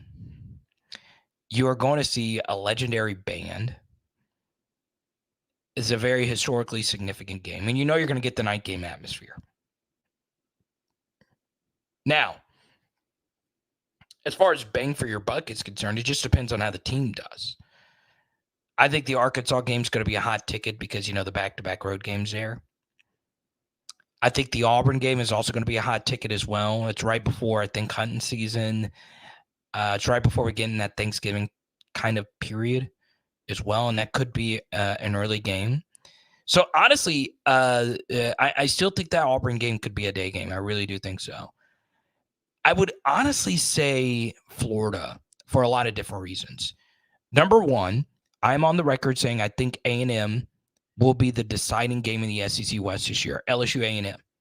All right. So if that's the case, good luck. All right. Now it's kind of tricky because if both teams suck, you do get a discount because of the Thanksgiving thing and hunting season thing. But honestly, LSU Florida is that game. LSU Florida is always going to be close, no matter how good or bad the teams are.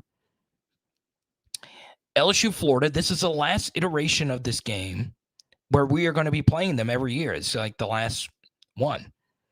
Also, something else, you could get some value on this ticket if Florida sucks this year, and they very well could be a sucky team. So you get to see more than likely a close game. You're going to get to see a game involving two teams that really hate each other.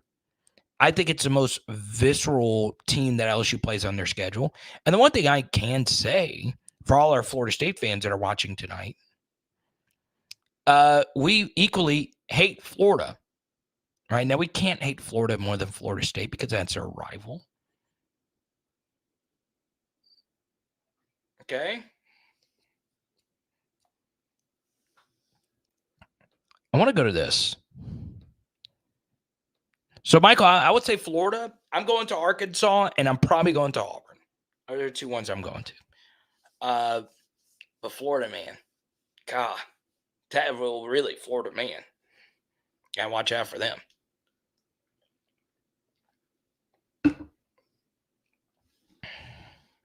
Roby, don't do this to me. Rumor is that Florida State is pushing to wear white jerseys. Okay. This is what I would say about this, Roby. All right. And this is going to sound like it's BS. You guys know I'm a uniform guy. I'm a jersey number guy, uniform guy. I'm more sticky about jersey numbers and uniforms, and I know it's supposed to be opposite, but Don't wear a single digit if you don't make plays. Okay. If Florida State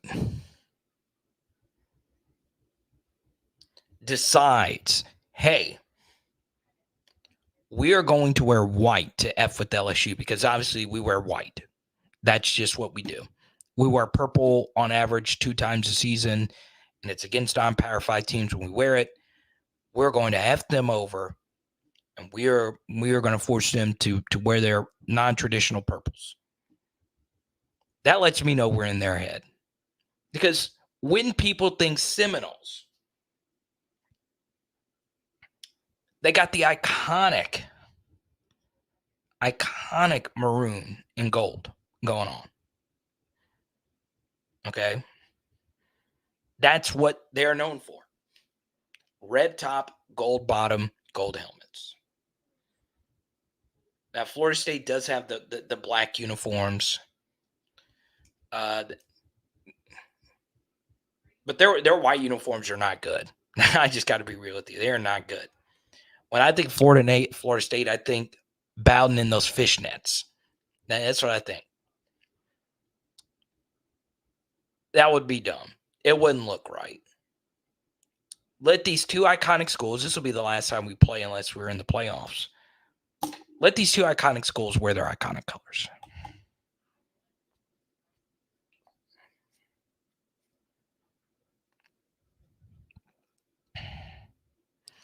Last year, my wife's cousin got married the day of the Auburn game.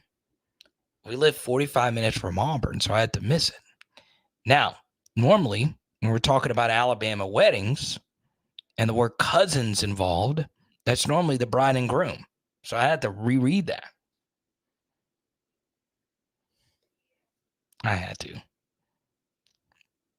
I don't deserve a super chat for that level of humor. I deserve a Chris Rock $60 million Netflix deal after that level of a joke.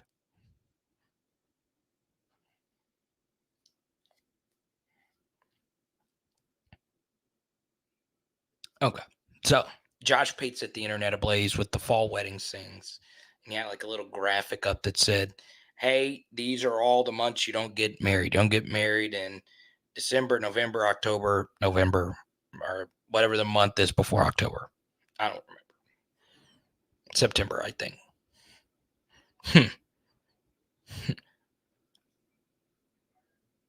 I guess Earth, Wind, and Fire's mad about that.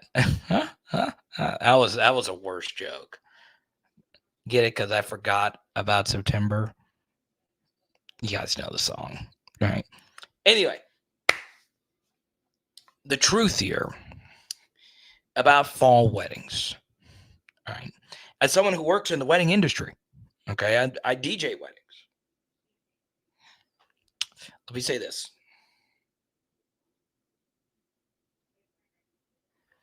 Get married when you want. Get married when you want. If you want to get married in the fall, go for it. But here is the issue you run into getting married in the fall.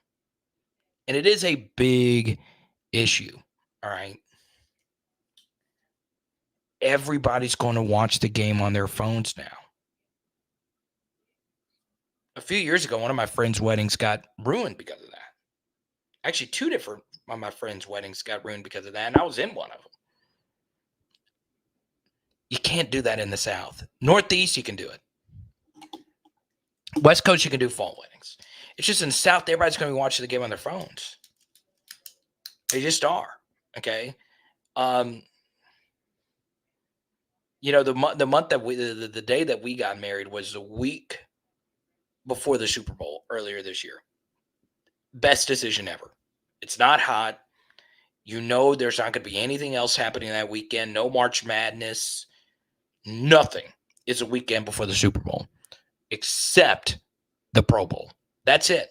That's what you're competing against, right?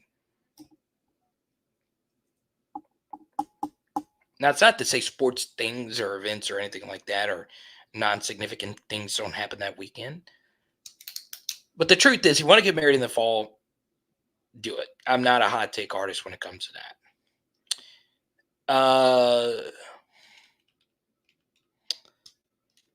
But if it's your wife's cousin, let me ask you this, Don. Don, you're one of the most diehard college football fans there is.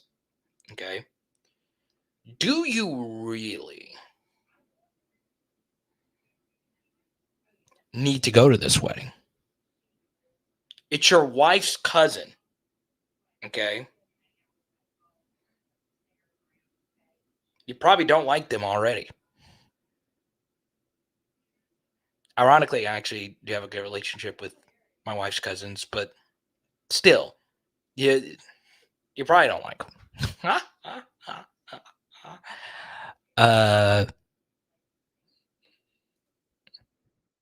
Don't do it. Don't do it. Yeah, D, really, I know you're a big baseball guy. But honestly, if you are getting married, think about that first weekend in February or the one before. The one before, whatever.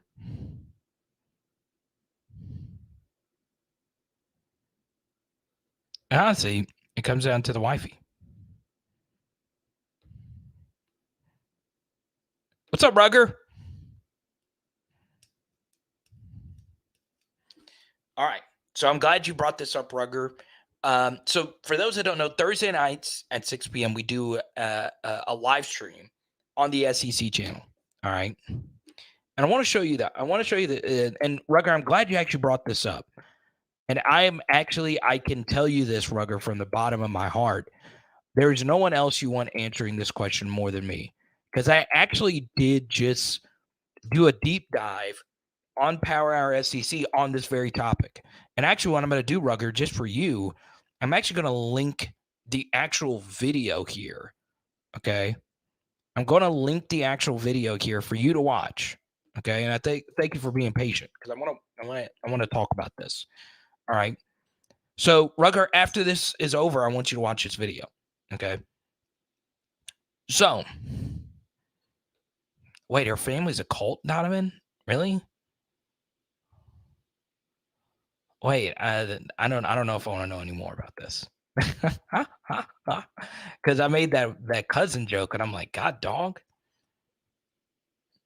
man, I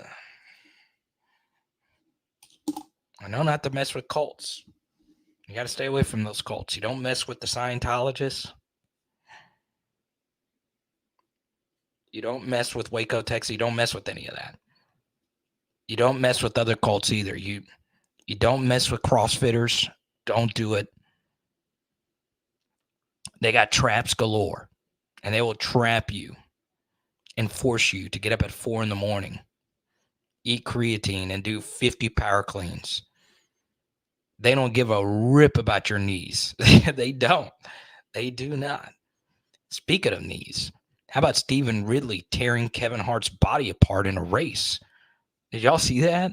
Kevin Hart got in a race with Stephen Ridley this weekend and tore his whole body up. He's in a wheelchair. Like, he literally can't move. And that's a good. Kevin Hart's in shape. He is ripped. You should never get in a race with anybody post 40 years old. And the one cult you do not want to mess with, Taylor Swift fans. Don't do it. Because they will shake you off. They have got bad blood on sight. They will leave teardrops on your guitar.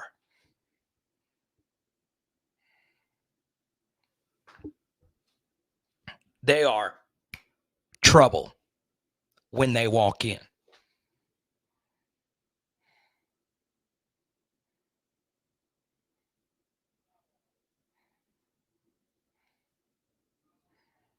I'm telling you, it'll be a cruel summer.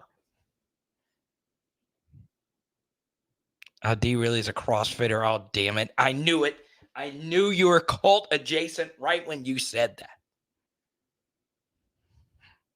that. Pooh Bear, it's good, man.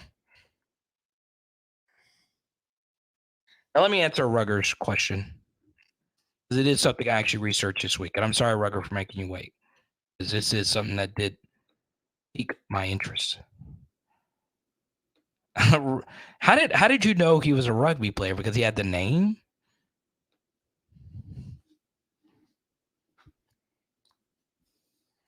Anyway.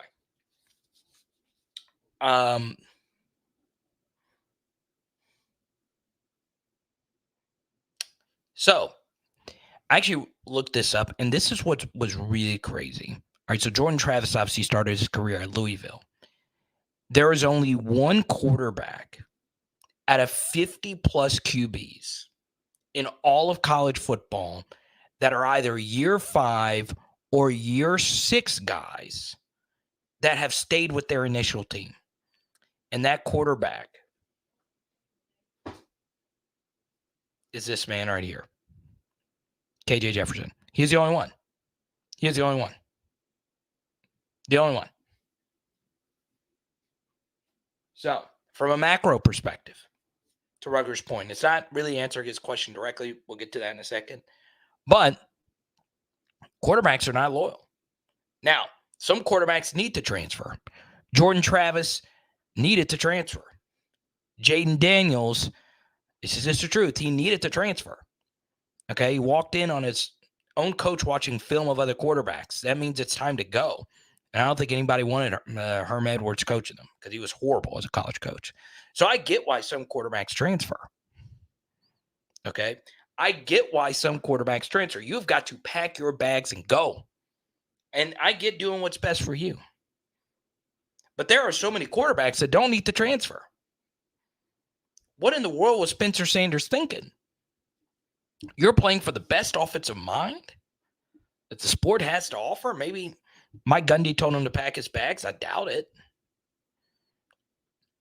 Devin Leary at NC State. Dave Doran's a good coach. He said, I'm leaving you. Peyton Thorne won 11 games at Michigan State 2 years ago. He said, I'm sorry, Mel. I'm leaving you hanging. I'm going to Auburn. So, Rugger, what's interesting is most year 5 and year 6 quarterbacks aren't with their initial schools. The next thing I would bring up about that is, and there are some other quarterbacks that are still with their initial school, but they're backups now. So Spencer Petras stayed at Iowa, and he's not going to be the guy anymore because they got to transfer a guy. Okay, they're the kid from Michigan, Cade McNamara. So it's interesting. The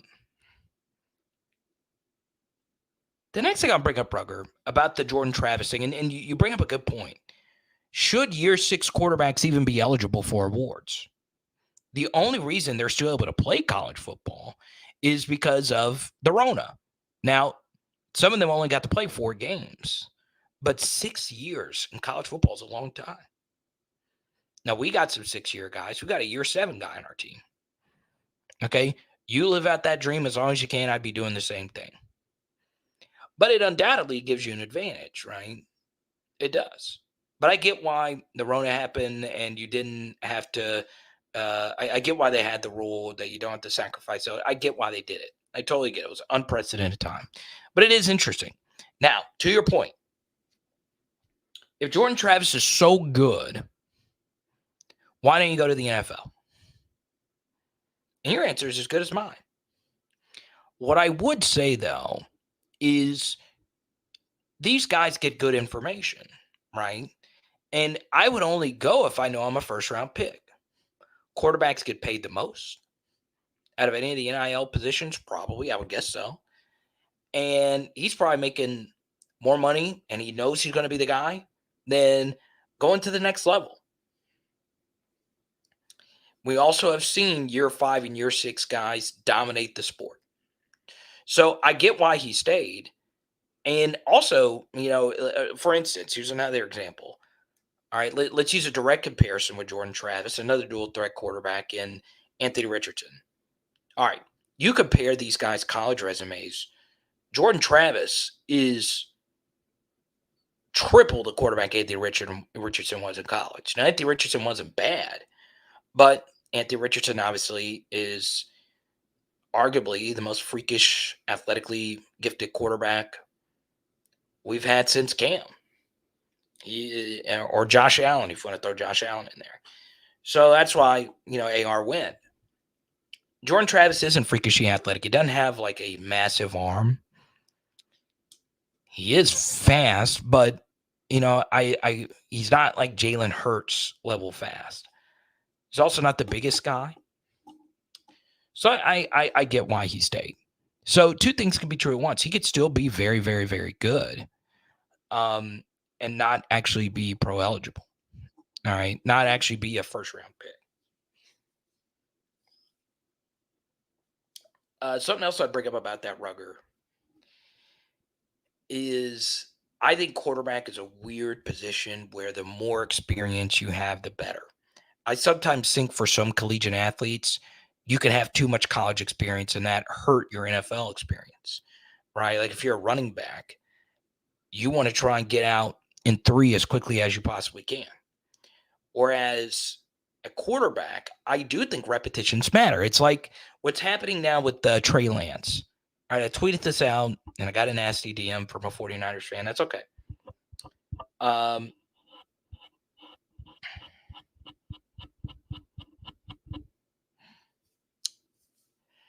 And it was weird because I thought I couldn't get DMs anymore because I have Twitter blue. Okay, but it was whatever. I followed him, he followed me, whatever. And he was like, hey, you're being too hard on Trey Lance. Well, he was a first-round pick. He only had 1 year starts at the FCS level. He's living the dream. Trey Lance has made $25 million already playing quarterback. Keyword playing. He's not played. That's the thing. He hardly played in high school. He played 1 year of college football. Only one. You know how hard that is? $25 million.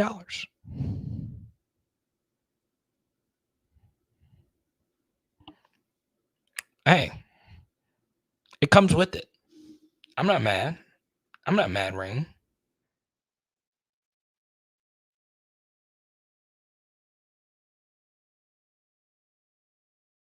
I'm not mad at all.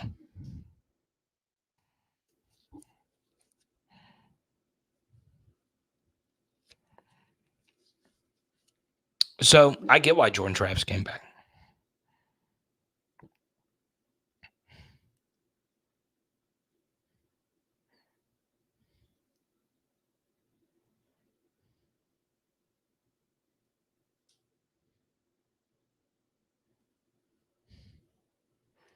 Good. I just got a message from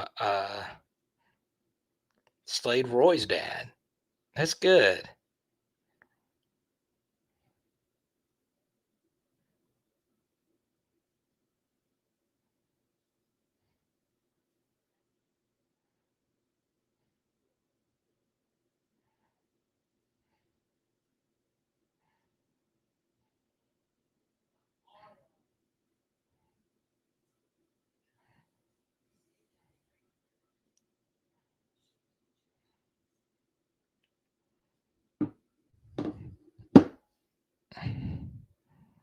Think I need a smoothie?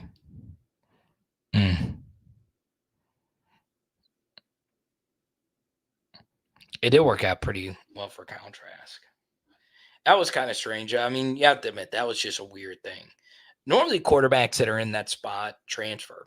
Something else, Pierce, I'll let you in on that. Well, actually, I kind of want to leave this stat just for you. All right. I have a deep dive on Peyton Thorne that I'm releasing, I think, Saturday, the Auburn quarterback. And Kyle Trask is actually in it. It's a very bizarre deep dive stat.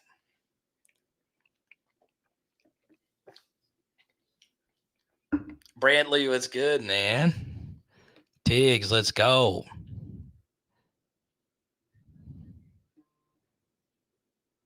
The check bounce.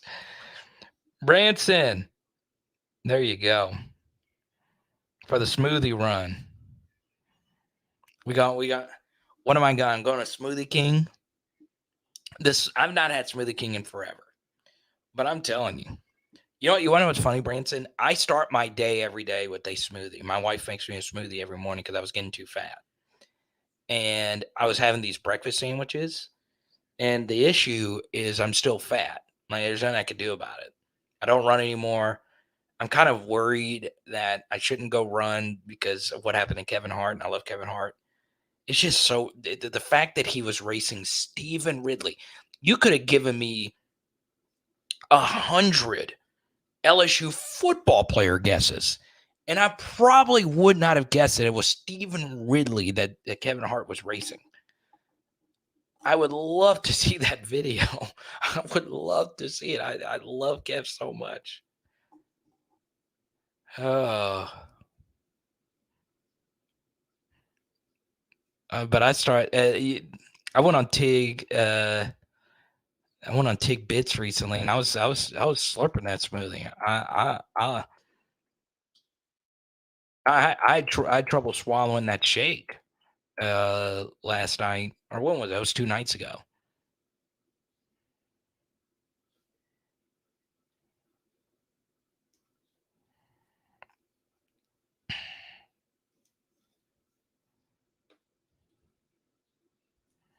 Tell him, Sibley.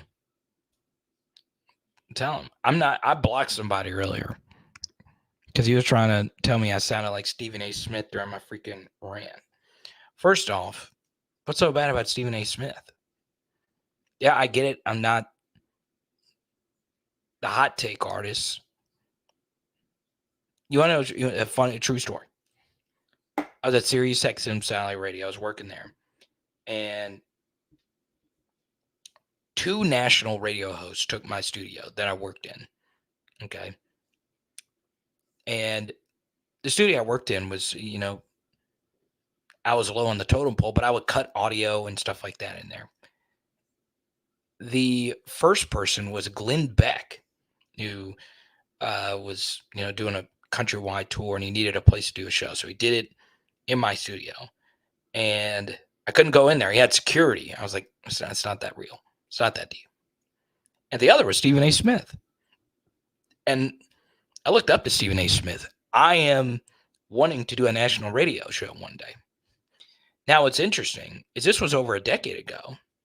Stephen A. Smith had been let go from ESPN. He was doing some Fox Sports Radio stuff. And he was just in there by himself. And I was too nervous to go in there, like in between commercials. One, there was actually something I needed to do in that studio, but they would never tell me, hey, the studio is going to be used by some national person that's touring and they need a place to do their show. But Grant knows Glenn. I've told Grant the story before.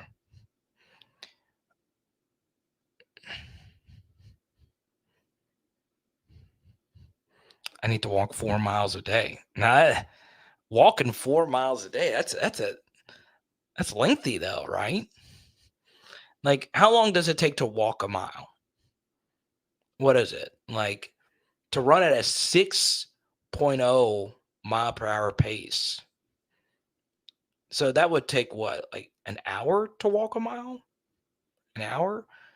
It just depends, I guess, how fast you're walking. So do I have an hour a day to go walk a mile?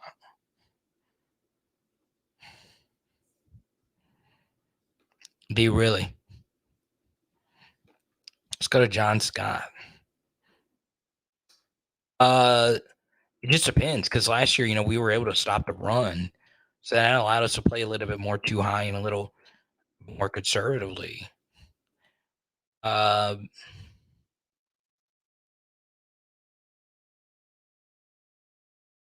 yeah.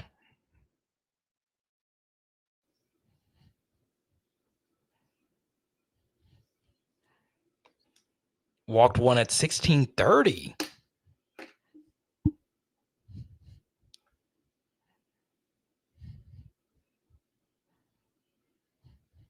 Right.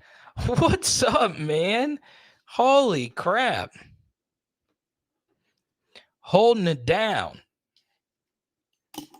in the land that is home to Steve Nash, Mike Myers, Drizzy,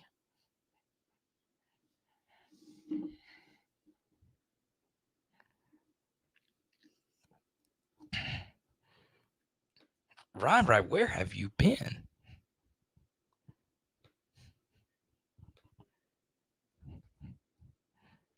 Where have you been?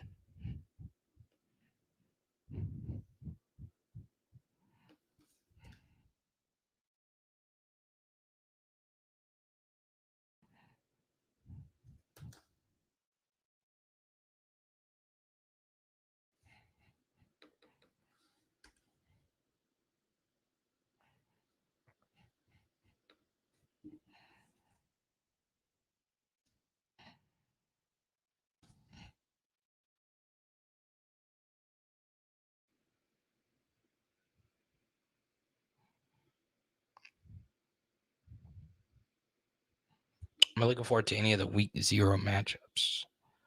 Let's see.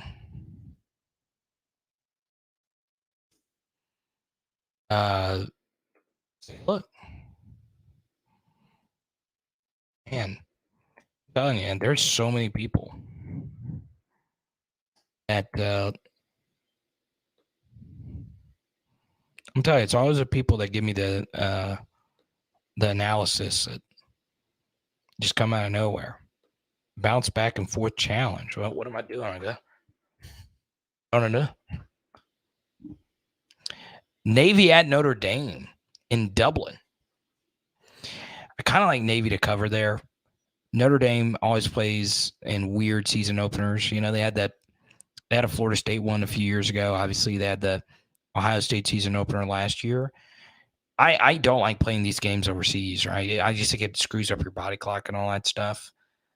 I don't know anything about Navy's team. I'm guessing this point spread would be pretty high in favor of Notre Dame.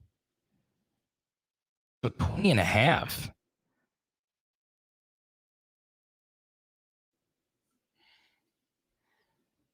You're telling me I get 20.5 with a new OC in a game played in a completely different country?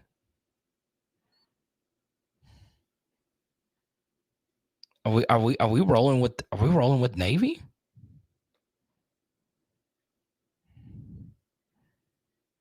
Is that what we're doing? Also in week 0. Got Jacksonville State, UTEP, Mexico State, UMass, San Diego State, Ohio, Vanderbilt, and Hawaii. So Vanderbilt's 17.5 point favorites.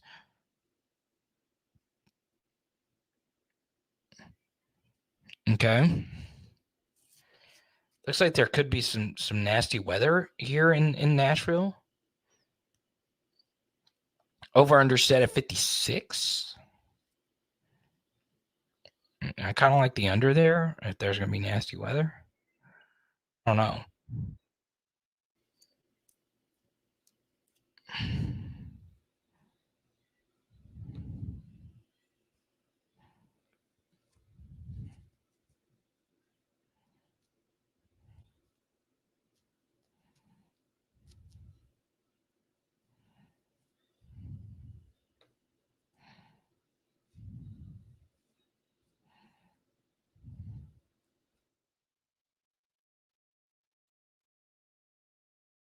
Happy Rai-Rai's back.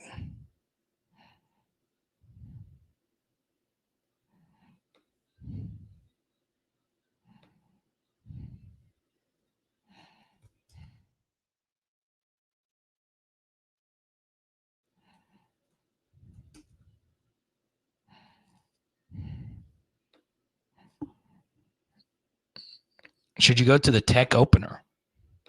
What's up? I love seeing the Canadian Supers. Who's RB1 day 1 at FSU? Sorry if I missed it. I've been swamped. It's all good, right? It's good to have you back, man. You have been one of the biggest donors of PHL. I will never forget you, man. And one day we will have that poutine together. It's good to have you back. We're going to need you all season, man. I was thinking about you recently. I was like, dang, we have some PHLers in Canada. I'm going to go Logan Diggs. I think Logan Diggs will be the guy that starts. I think with Josh being banged up and missing a lot of practice, I think it's going to be Logan Diggs and Noah Cain early. I think you'll see some Josh. I think you'll see some Caleb Jackson. Now, here's what we're going to do. Keep the Super Chats flowing. And then I want to do more of this. I want to have more super chatters get a chance to hop on. And this guy is one of my favorite people on the planet to actually chat college football with. And you know him. And actually, he and D really are going to be going head to head this offseason for PHL Idol. Yeah, we pushed it back because college baseball was really good this year and we couldn't really get a date set. Y'all show some love. I need some clap emojis for Branson Cat. What's good, buddy? What's up, guys? Can you hear me? Yeah, we can hear you loud and clearly. He's got the PHL hat going on, man. Listen, I had to go grab it. There you go. And he's got the Def Leopard. So D really is here. And he's in the chat right now. Y'all are going head to head. Listen, don't get me started with the trash talk now. Let's go. My trash talk game is pretty high. All right. Let's go. I love it. So if you got a question for Branson Cat, let me know. He is a student. He has played with some of the players that are in the SEC. And let me ask you this, Ann. From a student perspective, Yep. how are the LSU students feeling about this game? You're talking about Florida State specifically? Yeah. Well, I think that, the buzz around campus, right, when I'm talking to people, and a lot of people will ask me stuff because, they know that I care a little bit more than the average student. I think a lot of people do understand how good Florida State is. I think everybody pretty much feels like that's going to be the toughest game on our schedule. Surprisingly, I don't think that as a state in general, but especially on campus, I don't think that people are as scared of Bama anymore. I think it's more just like, let's look at each team that we're playing, and figure out who's the best. It's not just like, oh, Bama's automatically the hardest, and I think that's something that's changed because, the last 10 years of my life, it's always been, well, we can probably beat anybody except for Bama, and so I think that's a shift for sure, big time. So when I was a student, like if someone like saw Glenn Dorsey walking around, like it was like, wow, that's Glenn Dorsey. Most people knew who that was, Yeah. right? It was kind of like that, with Tyron and all those guys. From a student, especially now with NIL and the camera phones and a lot of these athletes being big stars on TikTok, do you think they're more famous now? Well, one thing with the football players, well, really all the athletes, but especially the football players, is they have these like electric scooters, and some regular students use them too. But you can always tell when somebody's like a football player because they're bigger. They're normally dripped out in like LSU sweatpants and all that stuff, and they're always riding on a scooter. So it's pretty. Really? You like automatically. I know a lot of them and what they look like. I literally just ran into Mason Taylor today, but good. But yeah, they all ride around the scooters because they got to save their legs. But as far as their fame, I definitely do think that some of them are a lot more famous than they would have been like 10 or 15 years. Because I don't think it's that they're more famous at LSU. Like, I think that Mason Taylor, for instance, would not be any more famous on campus 10 years ago, but he's more well-known maybe on USC's campus, let's just say. You know what I mean? If that makes sense. Okay, yeah, no. So, I think it just people know them more in other fan bases, like especially the ones that are really good at social media. Somebody like Angel Reese, he wouldn't be half as known 10, 15 years ago. She just wouldn't, What's interesting is like he spoke to the media. I wasn't able to listen to the interview, but Ramos, the kicker, has like a fun TikTok. He's really good at it. He is talented. Because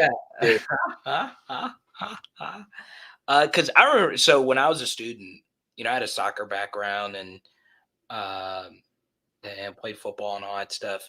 What was crazy was there was a kicker, and her name was Mo Isom. She was a player for the soccer team, and she and I used to do these like challenges. So I did like a penalty kick shootout versus her. But now, all these athletes are able to do it now because they have like phones. I saw Ramos doing I think he was doing a contest versus I'm not on TikTok as much as you are. Right. But yeah, these athletes have fun TikTok. Slade has a fun one. Nuts has a fun one. So yeah, it's a way different ball game now with the camera phones. Ramos, I just will go ahead and tell you, he is so good at TikTok. Like during the summer, I was doing a lot research on TikTok and trying to figure out what was working because it wasn't football season and stuff. And every single time I tried to do research on LSU and what was popping off, it was literally nothing was hitting except for him. That's it. Wow, that's crazy. Getting it done. So he's really talented. And so that's the thing is that, like, I think some of these players realize now that there's another, like, social media is actually a craft too. And when they get really good at social media, they can make more. Now that it's NIL, they can make a lot more money, because, I mean, no matter how good you are on the football field, 100,000 followers sells better than 15,000 followers. It's just, it's just a fact. So I think that's something that a lot of these guys are working on too. Brent's a cat. Check him out, North End Zone. And I've done the TikTok thing. I had that one pop. I'm still kind of freaked out that it got 50 plus views. Dude, it's crazy. I'm telling you, like it's just random. You just never know what's going to happen. But I mean, there's a lot of things in that video that definitely made it pop off. But I think personally, I'm telling y'all, everybody in this chat, y'all need to go check this guy out on TikTok. Y'all need to go watch his last TikTok. Well, is that your last one that you posted? Yeah, I posted one on like MAASON SMITH like yesterday. Okay.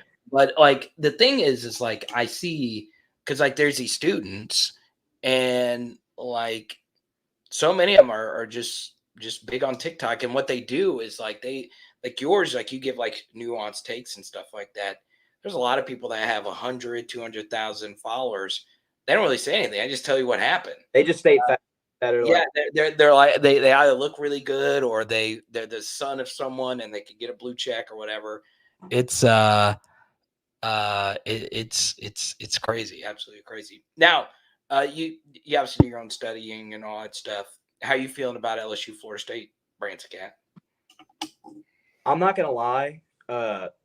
I felt like this was like a 51-49 kind of thing. Like we had a wow.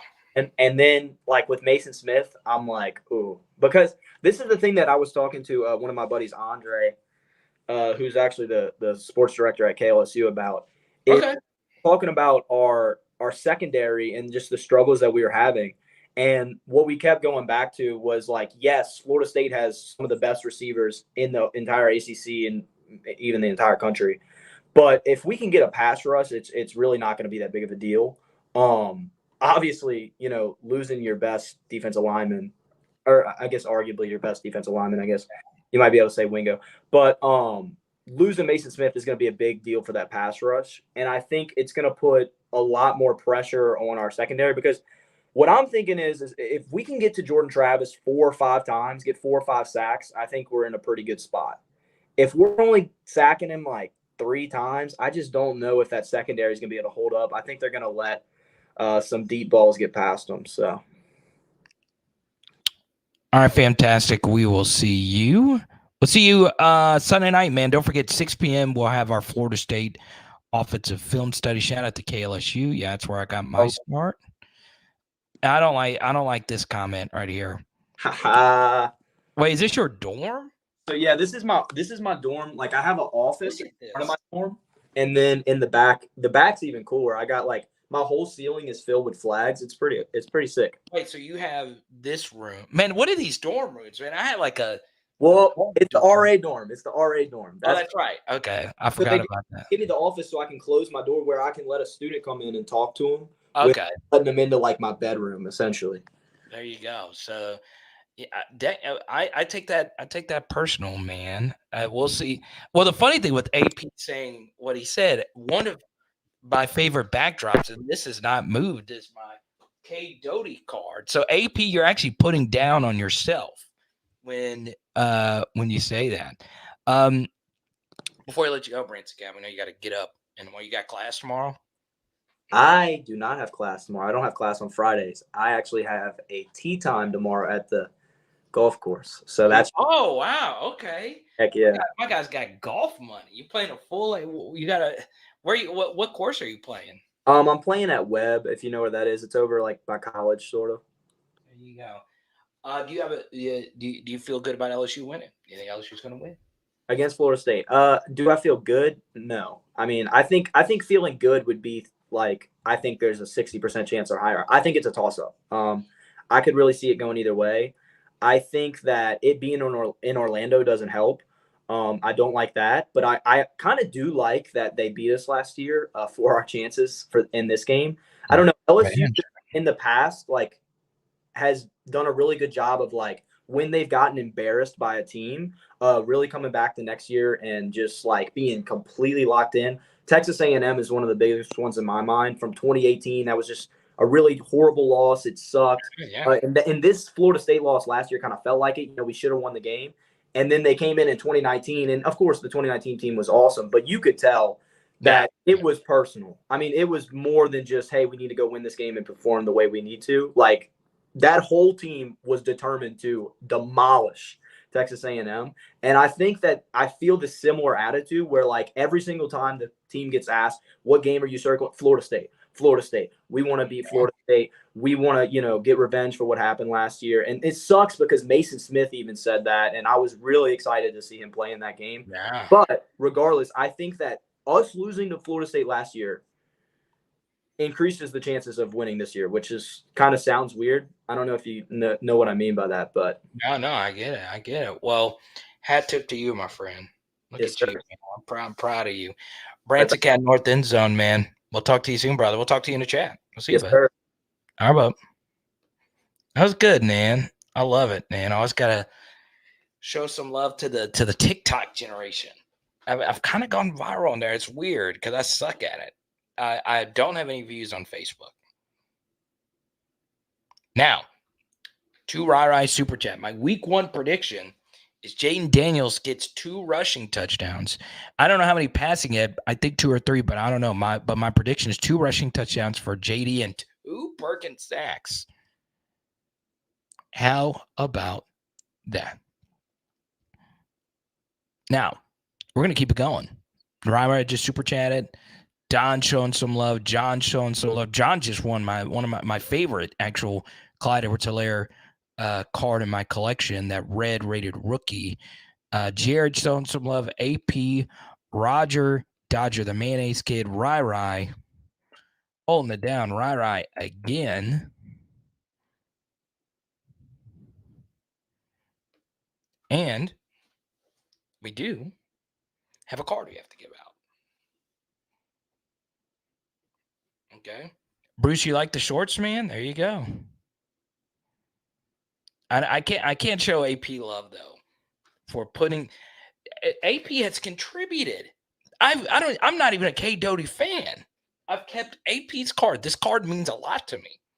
Now, AP's been one of the most loyal PHLers, and he says Branson's backdrop is better than mine. Does Branson have an Angel Reese card, autograph card right here? A Joe Burrow Funko Pop? A Joe Burrow Joe Exotic card? A Dylan Cruz code? Does Branson have that? I don't think so. And truth be told, I thought about giving this card to AP. No, just kidding.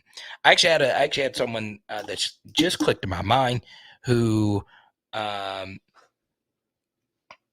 I think deserves this card. Now, when PHL didn't have really anything going, we were new.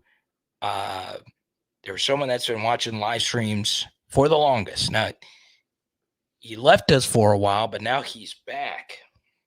And I truly do believe he deserves this. And I don't know if it's going to cost extra to ship this to Canada. But guess what? Rai, I'm hooking you up, man. You've hooked me up for so long. I'm going to take care of you, man. So good. I was just thinking about you the other day. Congratulations, Rai. You are the Hundo giveaway winner tonight. We've given out a Jamar Chase. We've given out a Justin Jefferson card tonight. Congratulations, Rai. You are the Jamar champion. I'll show Rai some love, man.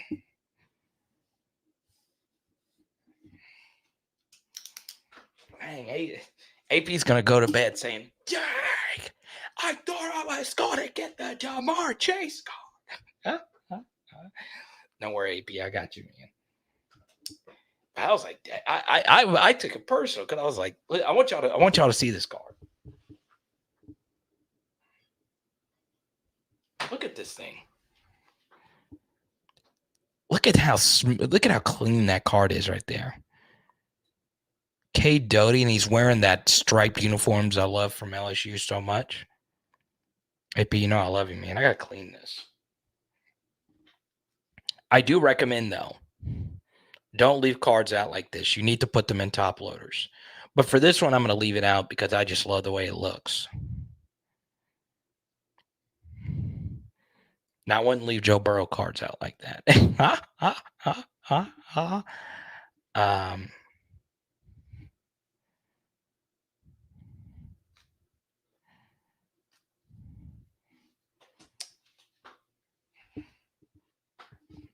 Oh, man. I love it. Now, you can, and the AP, you can attest to this. If you want to see me blow up, one of those mediocre fantasy streams, one of my fantasy football streams, tell him, AP, your boy was on one. I was ready to throw some real hands. I know AP's going to dig that up and share that with the masses. And Underdog Fantasy is going to be like, what the heck? What the heck? You can't have this. You can't have this guy. Austin, what's good, man? I totally agree with you, man. We don't have a true zero, right? Part of the issue with having a true zero, though, Austin, is like there's just not many of those guys. And we had two true zeros at the same time, Ika and Shelvin. We don't really have a true like zero like nose, but we also don't play tight fronts where you kind of need that, which is like kind of Belichickian and Arandian. But yeah, I do think Mason is more of like a 3-tech. I think he's kind of like a Chris Jones type of player. Let's go to Grant Super Chat. What games am I going to this year? So I have one 100% I'm going to, and that is the Arkansas game. The other that I am more than likely going to is Auburn. Okay. Those are the two. Now, I have shared this before. It is hard to go to a game, and it's hard to go to a game and do all the things that we need to do, right? We do all the film studies, and you got to do a pregame, halftime, postgame, and I do it from my cousin's house, and it's crazy. It's absolutely crazy. Okay, so let's go to Kareem Super Chat here. I do agree, Brian. We've got to block better up front. I mean, they destroyed our middle last year. That's where really, like, I know Jared Verse tore us up on the edge, but we just could not block their middle. All right, let's have a conversation here with Kareem. I hate that your $30 Super Chat didn't go through earlier, but this works, man. You're my guy. Can you explain why it could be a positive that Smith is suspended? There's a lot of positives. Okay, the first thing about this, Kareem, and let me share this. I spoke to some people close to this situation, people that have known about this for a while now. Okay, one on the LSU side of things, one that just kind of knows a lot. Okay, so I spoke to both of them, and they both feel positive about us going into this game. All right. So understand, Kareem, in pretty much every game that is played, one major player in football does not move the needle as much as you probably think they do. Now, if you are missing multiple, like LSU was versus Florida State, that becomes an issue. Okay. It's not just that LSU didn't have Emory Jones playing yet. It's not just that LSU didn't have Harold Perkins playing yet. It's not just they didn't have Charles Turner playing yet. It's that all three of them weren't playing yet, right? Football is a very collective sport. One player, unless you are truly transcendent, doesn't move the needle as much. It's not going to win or lose you a game. Now, if it's a really tight game and it's a Harold Perkins level player, then maybe. Okay. Now, MAASON Smith at his peak is very good. He's gotten All-American love. He is very, very, very good. But I can say that for the most part, if LSU truly was in a spot, because I've heard this take quite a bit today. And I thought about having the same take because I saw the side of it. There are quite a few people that said, why doesn't LSU push back on this? They have the public in their side. This is one case where every single person, not only from LSU's side of things, but Florida State's side of things, because Florida State's going through some mess right now with a defensive tackle. One not as good as MAASON, but still. Everybody would agree that they would be behind LSU in this appeal. The truth, though, is LSU's known about this for a while. And look, no matter what they've tried to do up to this point, I think LSU still feels comfortable with this. Okay. Now, we are a better team with MAASON Smith than without him. But there are so many things that go into a football game that really, outside of the quarterback position and maybe a few others, there's really just not too much that can sway a game one way or the other. Okay. So that's not necessarily a positive, but it's just, the reality of the situation, right? I brought this point up many times. Was it dumb that LSU did not play Harold Perkins versus Tennessee? It was objectively dumb. All right. I went crazy on the post-game show for a lot of different reasons why he didn't play. I wasn't happy about it. But we weren't going to win that game because our special teams was so bad in that game. And our offense was so bad. And we couldn't run the ball. We didn't have will. So there was a lot more to it than just that one player. Okay. Now, there are a few things that could be a positive about this. The first is kind of like what Buster said right here. Is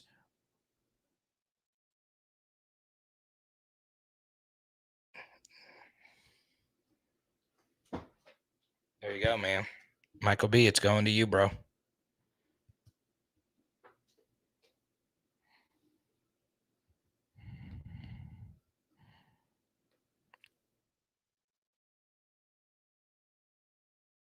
Now, first thing, I agree with Buster. We're going to have to outscore him anyway. I don't see a world where, like last year, 25 was going to be enough to beat them.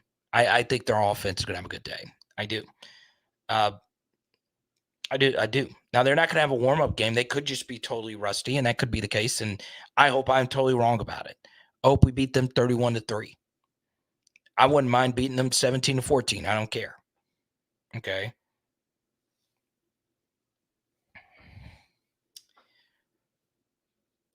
Why is this positive?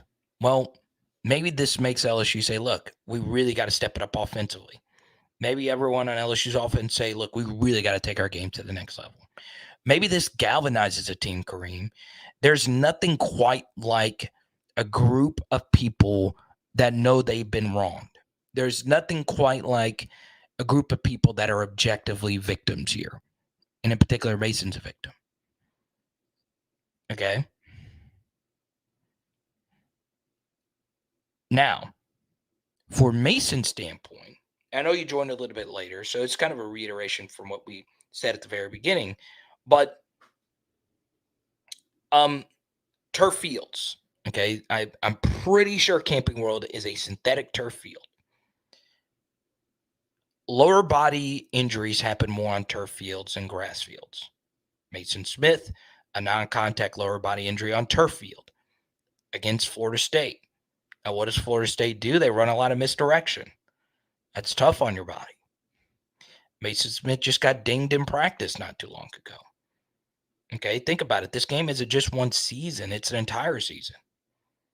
Okay, so maybe the first game of the season going full speed against, this team, as bad as you want to be out there, maybe it's not the best thing for him anyway. I don't think he would have played a full game of snaps anyway. Okay. Now, if LSU does come out and beat Florida State 31-3, or let me just say this: if LSU comes out and beats the crap out of Florida State, I think you got to make them number one, right? I mean, there won't be a win better than that one. There just won't. It's honestly pretty impossible. Well, I don't think that's going to happen. I know.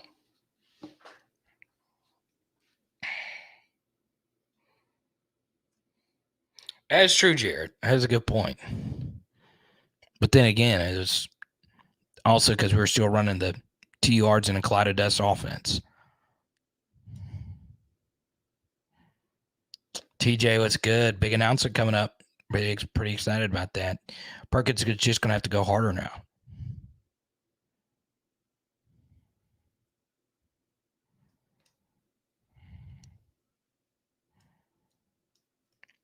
They are. I think they are. I think, even though we'll be underdogs versus Alabama, I think Florida State is the best team we'll play this year. Right, coming in hot after winning a Jamar Chase card. I freaking love it. Boston, I do like this question. I'll come back to it. I do think he's more of a 3 tech. And for those that aren't familiar, that's the playing on the outside shoulder of the guard, right? So there's some DTs like an Aaron Donald. He's more of a 3 tech. And then you have some other DTs like Michael Brockers for LSU. He's not quite like a 0 nose, but he's a shade and 1 technique kind of player. But he can also play 3 tech. It's just the rules of a defense. Ain't that right, Jared? Green Bay.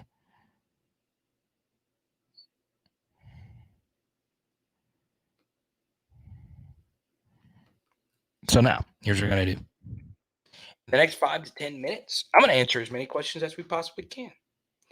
But if you super chat, we will keep this party moving all night long. Okay?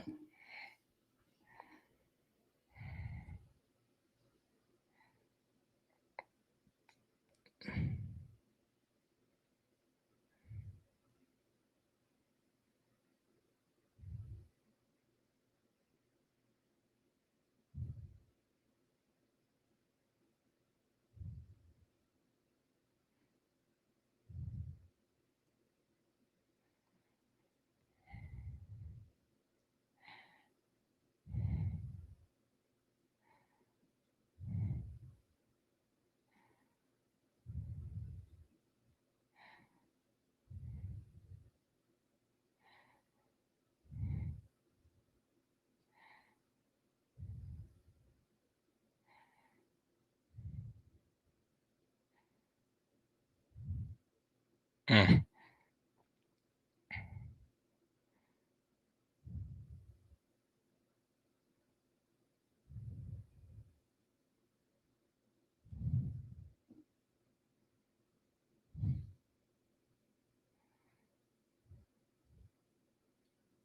Don't forget, if you want to support PHL, I'm looking at some of the fantasy people. Apparently, Anthony Richardson lit it up in this preseason game today.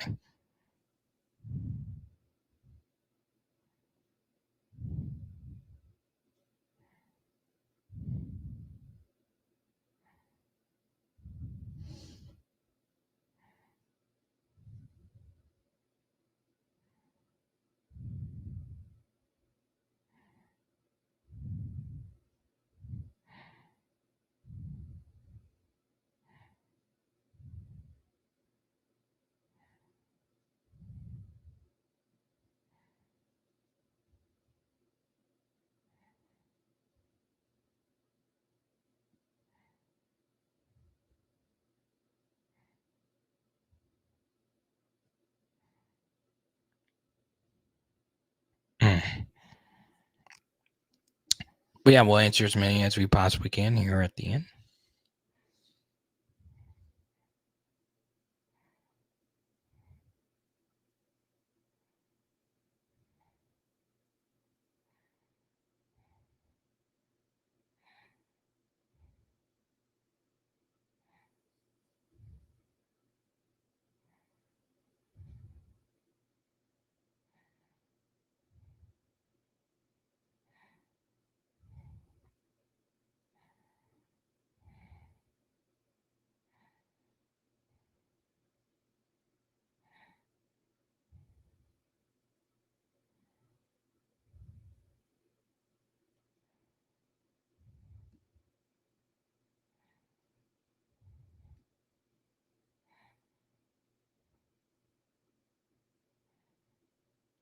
What did Pegasus, you asked about Jonathan Taylor a little bit earlier?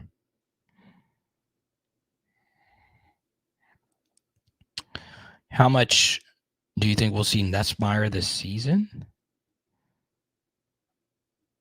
I really don't know.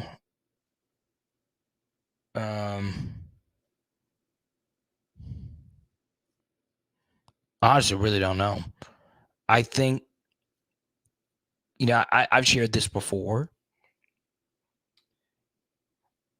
I would seriously consider starting him versus Grambling, just so he has a start, right? There is a difference between starting and just coming into a game, right? You are the guy that week of practice. Everyone knows you're starting. The other team can game plan for you. And I know it's Grambling. We're going to beat them pretty badly, but it's also just one of those things, just getting that experience. Now, you could start him and, start him the first quarter of the game and then put Jaden in. But obviously, Jaden having a potential Heisman Trophy type of season, you don't want to lose that continuity. You want to get those extra game reps with the starters that'll play for the rest of the year. But obviously, Garrett's going to probably play the entirety of the second half versus Grambling and a good bit of the Army and Georgia Southern game. Brian Kelly does a good job of beating the teams he's supposed to beat. We dominated all three of our non-Power 5 games last year. Now, all three of the non-Power 5 teams we played weren't that good outside of UAB, who was a middle-of-the-road team. New Mexico was arguably the worst Power 5 team in the sport, or non-Power 5 team, non-FCS team in the sport. And Southern just, well, yeah. And still, the craziest thing about that Southern game was that was the most lopsided game in LSU history. The week before, Southern beat somebody 80-0. 80-0. Bryant Jackson. Great name. Everybody welcome Bryant Jackson to the channel. Steve Wilcox is the former Florida State administrator who's with the NCAA. Yes, Jordan Jefferson will play a lot in this game. He won't just play some, he'll play a lot. So I hope he's ready. He's played a lot of Power 5 snaps. Let's go to Grant, who is someone that we're not talking about right now that we will be talking about by the end of the season. Okay. So this is tough because if you watch this channel religiously, you pretty much know everyone on this team that that are guys that could do that, right? Like, we're really high on Caleb Jackson and Kamarion Pinton, like your casual LSU football fan that likes LSU football and all of that, who doesn't watch live streams all year. They don't know who that is. They just don't. So I think those two guys are definitely in that mix. They both had, year one grades for me.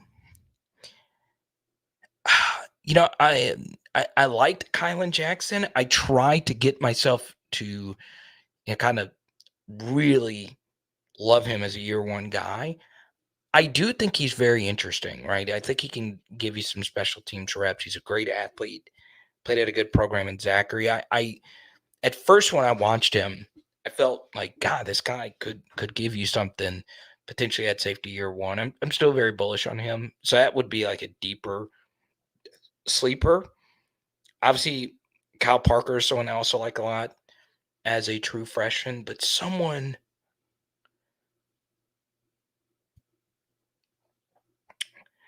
someone that when I watched him, I was like, God, it's I didn't really see it. I really didn't. But someone who like a lot of the true freshmen that you guys already know who I think are good, like Whit Weeks is one of those guys. So I won't give you another true freshman. But one guy I really do like a lot is Bo Bordelon, right? This is someone who, when he was coming out of high school, I was like, okay, it's his younger brother's a really big recruit and he's committed to us. And I'm like, okay, he's LSU legacy. You could see it, but I was like, I don't know. But the one thing I would say about him is I have seen him play nearly every position in practice. And if push really came to shove, I could see him playing. I could see him being someone that actually does play a lot. And I think he is going to be a real factor in year 3. And that's why these things are very fluid. I might not like someone like love their tape, but if you do all the right things, you put in all the right work, he went on the Senegal trip. I've grown to really like him, right? Just hearing things behind the scenes. He's working consistently with the second teamers. During the fall when we were running a lot of second team stuff and we really didn't have a whole lot of guys backing up that first unit, he was there. I really personally like this guy a lot. And that's a good thing about it. You don't have to be the absolute most talented guy. A lot of times, the most talented guys don't turn out to be your best players, right? You got to put in work, right? Like a guy like Will Campbell is very talented, but he puts in a lot of work. So that would be a very a very deep cut. That's not like something you've seen anywhere else, really. But I'm really rooting for him. I really am, right? And obviously, I think his little brother can really be something at LSU too.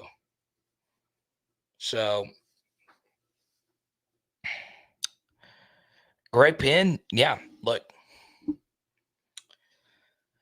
you think about like these people that truly have a chip on their shoulder. He's one of them. He is one of them. Greg Penn's a guy that says, look, I know you got the new transfer in. I know Harold's coming in, and I'm not going to be a starter anymore. But last year, I started. I started wire to wire last year.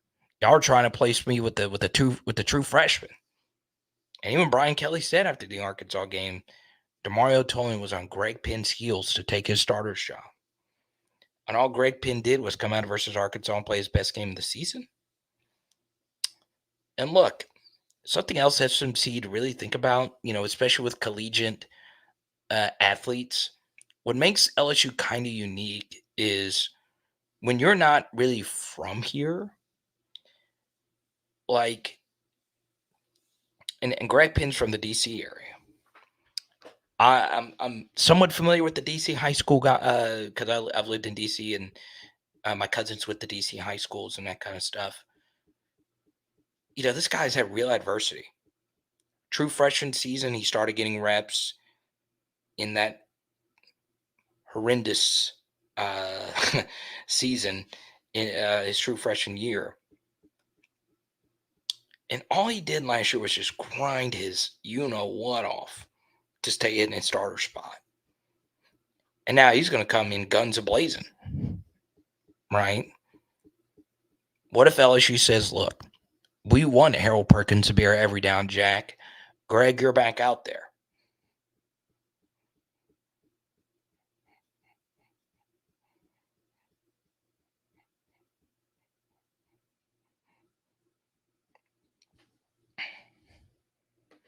Aaron Anderson's another one. Like if you're watching PHL, I mean, you know pretty much everyone on the team. I was trying to get like some really deep cuts. But yeah, if Aaron Anderson has a big game nationally, right? Andre Sam, yeah.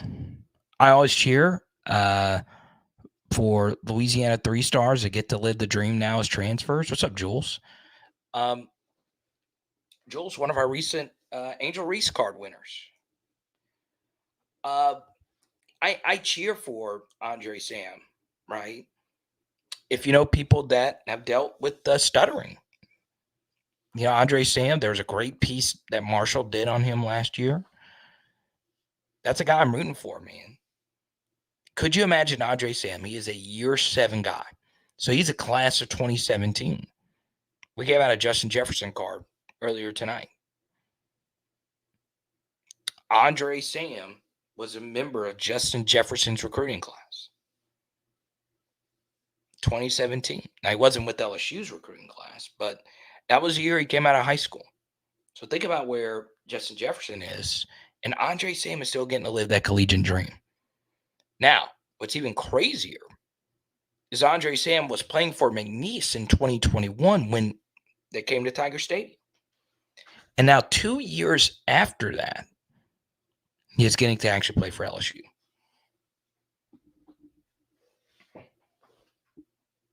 Now, something else about Andre Sam is we really put pressure on him to come here. Remember Trey Amos, the corner out of UL? We did a whole film study on him. I think he's really good. He decided to go to Alabama over us. So we could have really used Andre Sam, and he decided to be a part of what we're doing. Now, how he fits into what we're doing should be interesting. I think he is more of a nickel slasher kind of guy instead of like your typical deep safety.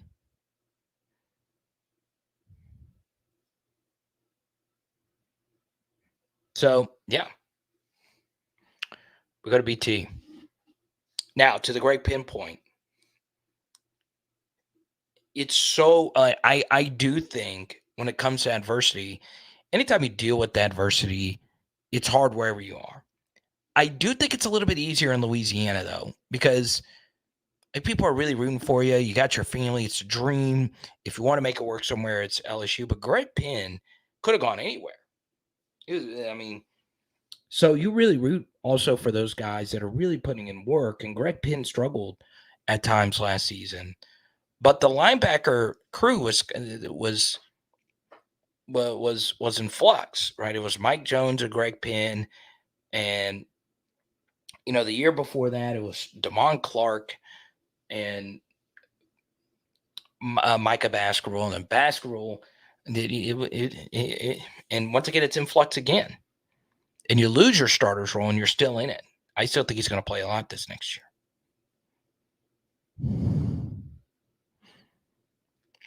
But yeah, DMV, there's a lot of good football players. Obviously, the best in the country is from that area. And his name is Deshaun Womack. But no, Caleb Williams is from there.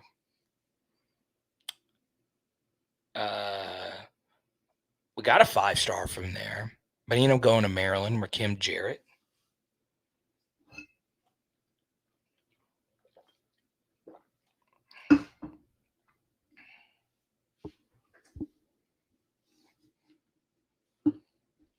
All right. So if we get another super chat, we'll keep it going. If not, we'll see you Sunday night at 6 for our film study. And then Sunday night at 8:15 for our live stream.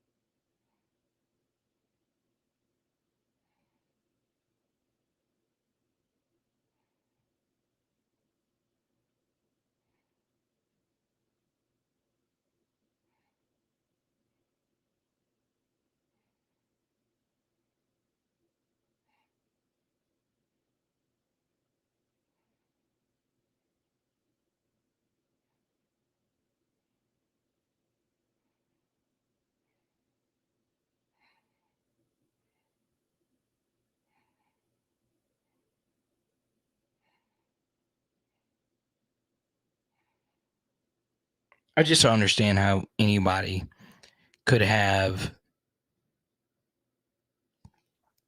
cupcake t-shirt.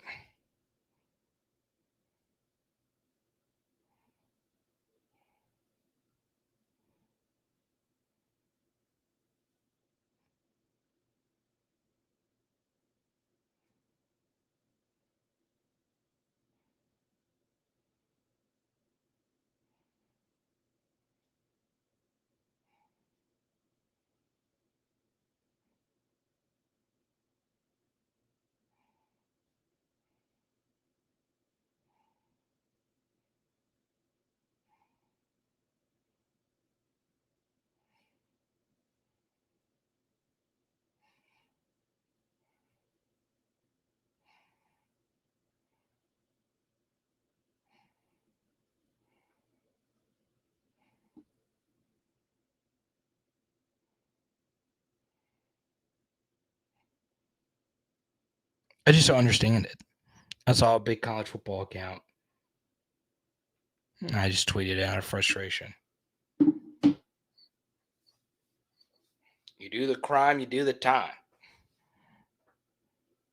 Well, Mason was hurt, and the first game of the season just happened to be Florida State. Okay, what's one more game? What's one more game?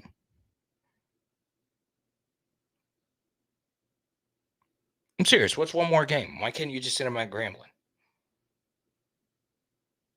He didn't. He didn't steal. He didn't steal. He didn't hit anyone. We have another situation where Johnny Manziel got a half. There's no other way to look at it than other than this being a shame.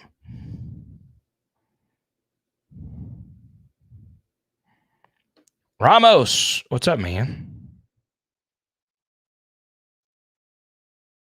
It's talking about you. Well, the real Ramos, real stand up. BTJ will be fine.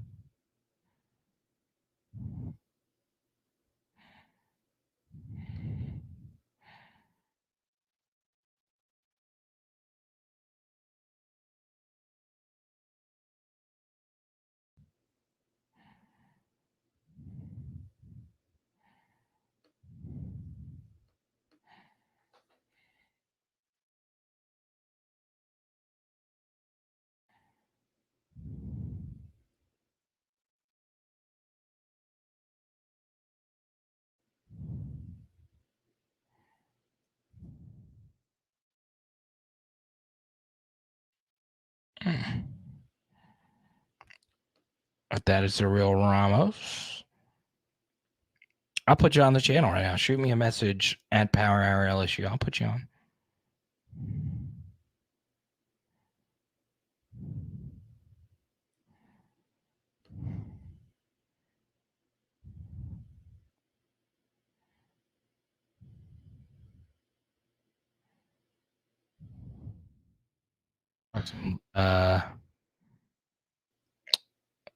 JT situation? Okay. You know, one player I wish I would have drafted more of on Underdog?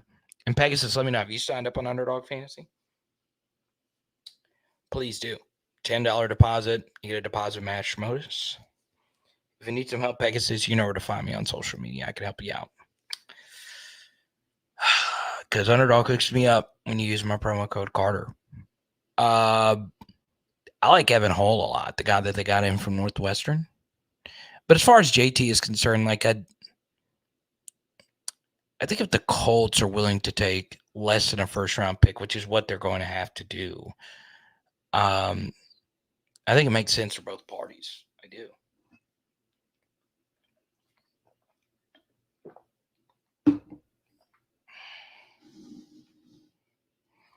I would love to see him go to Miami.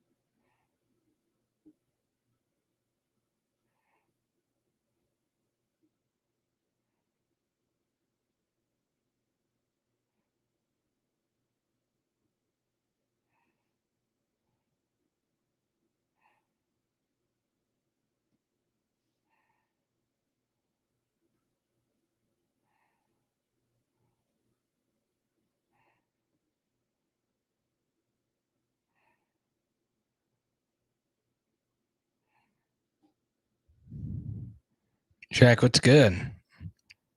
I think it's going to be a shootout, man.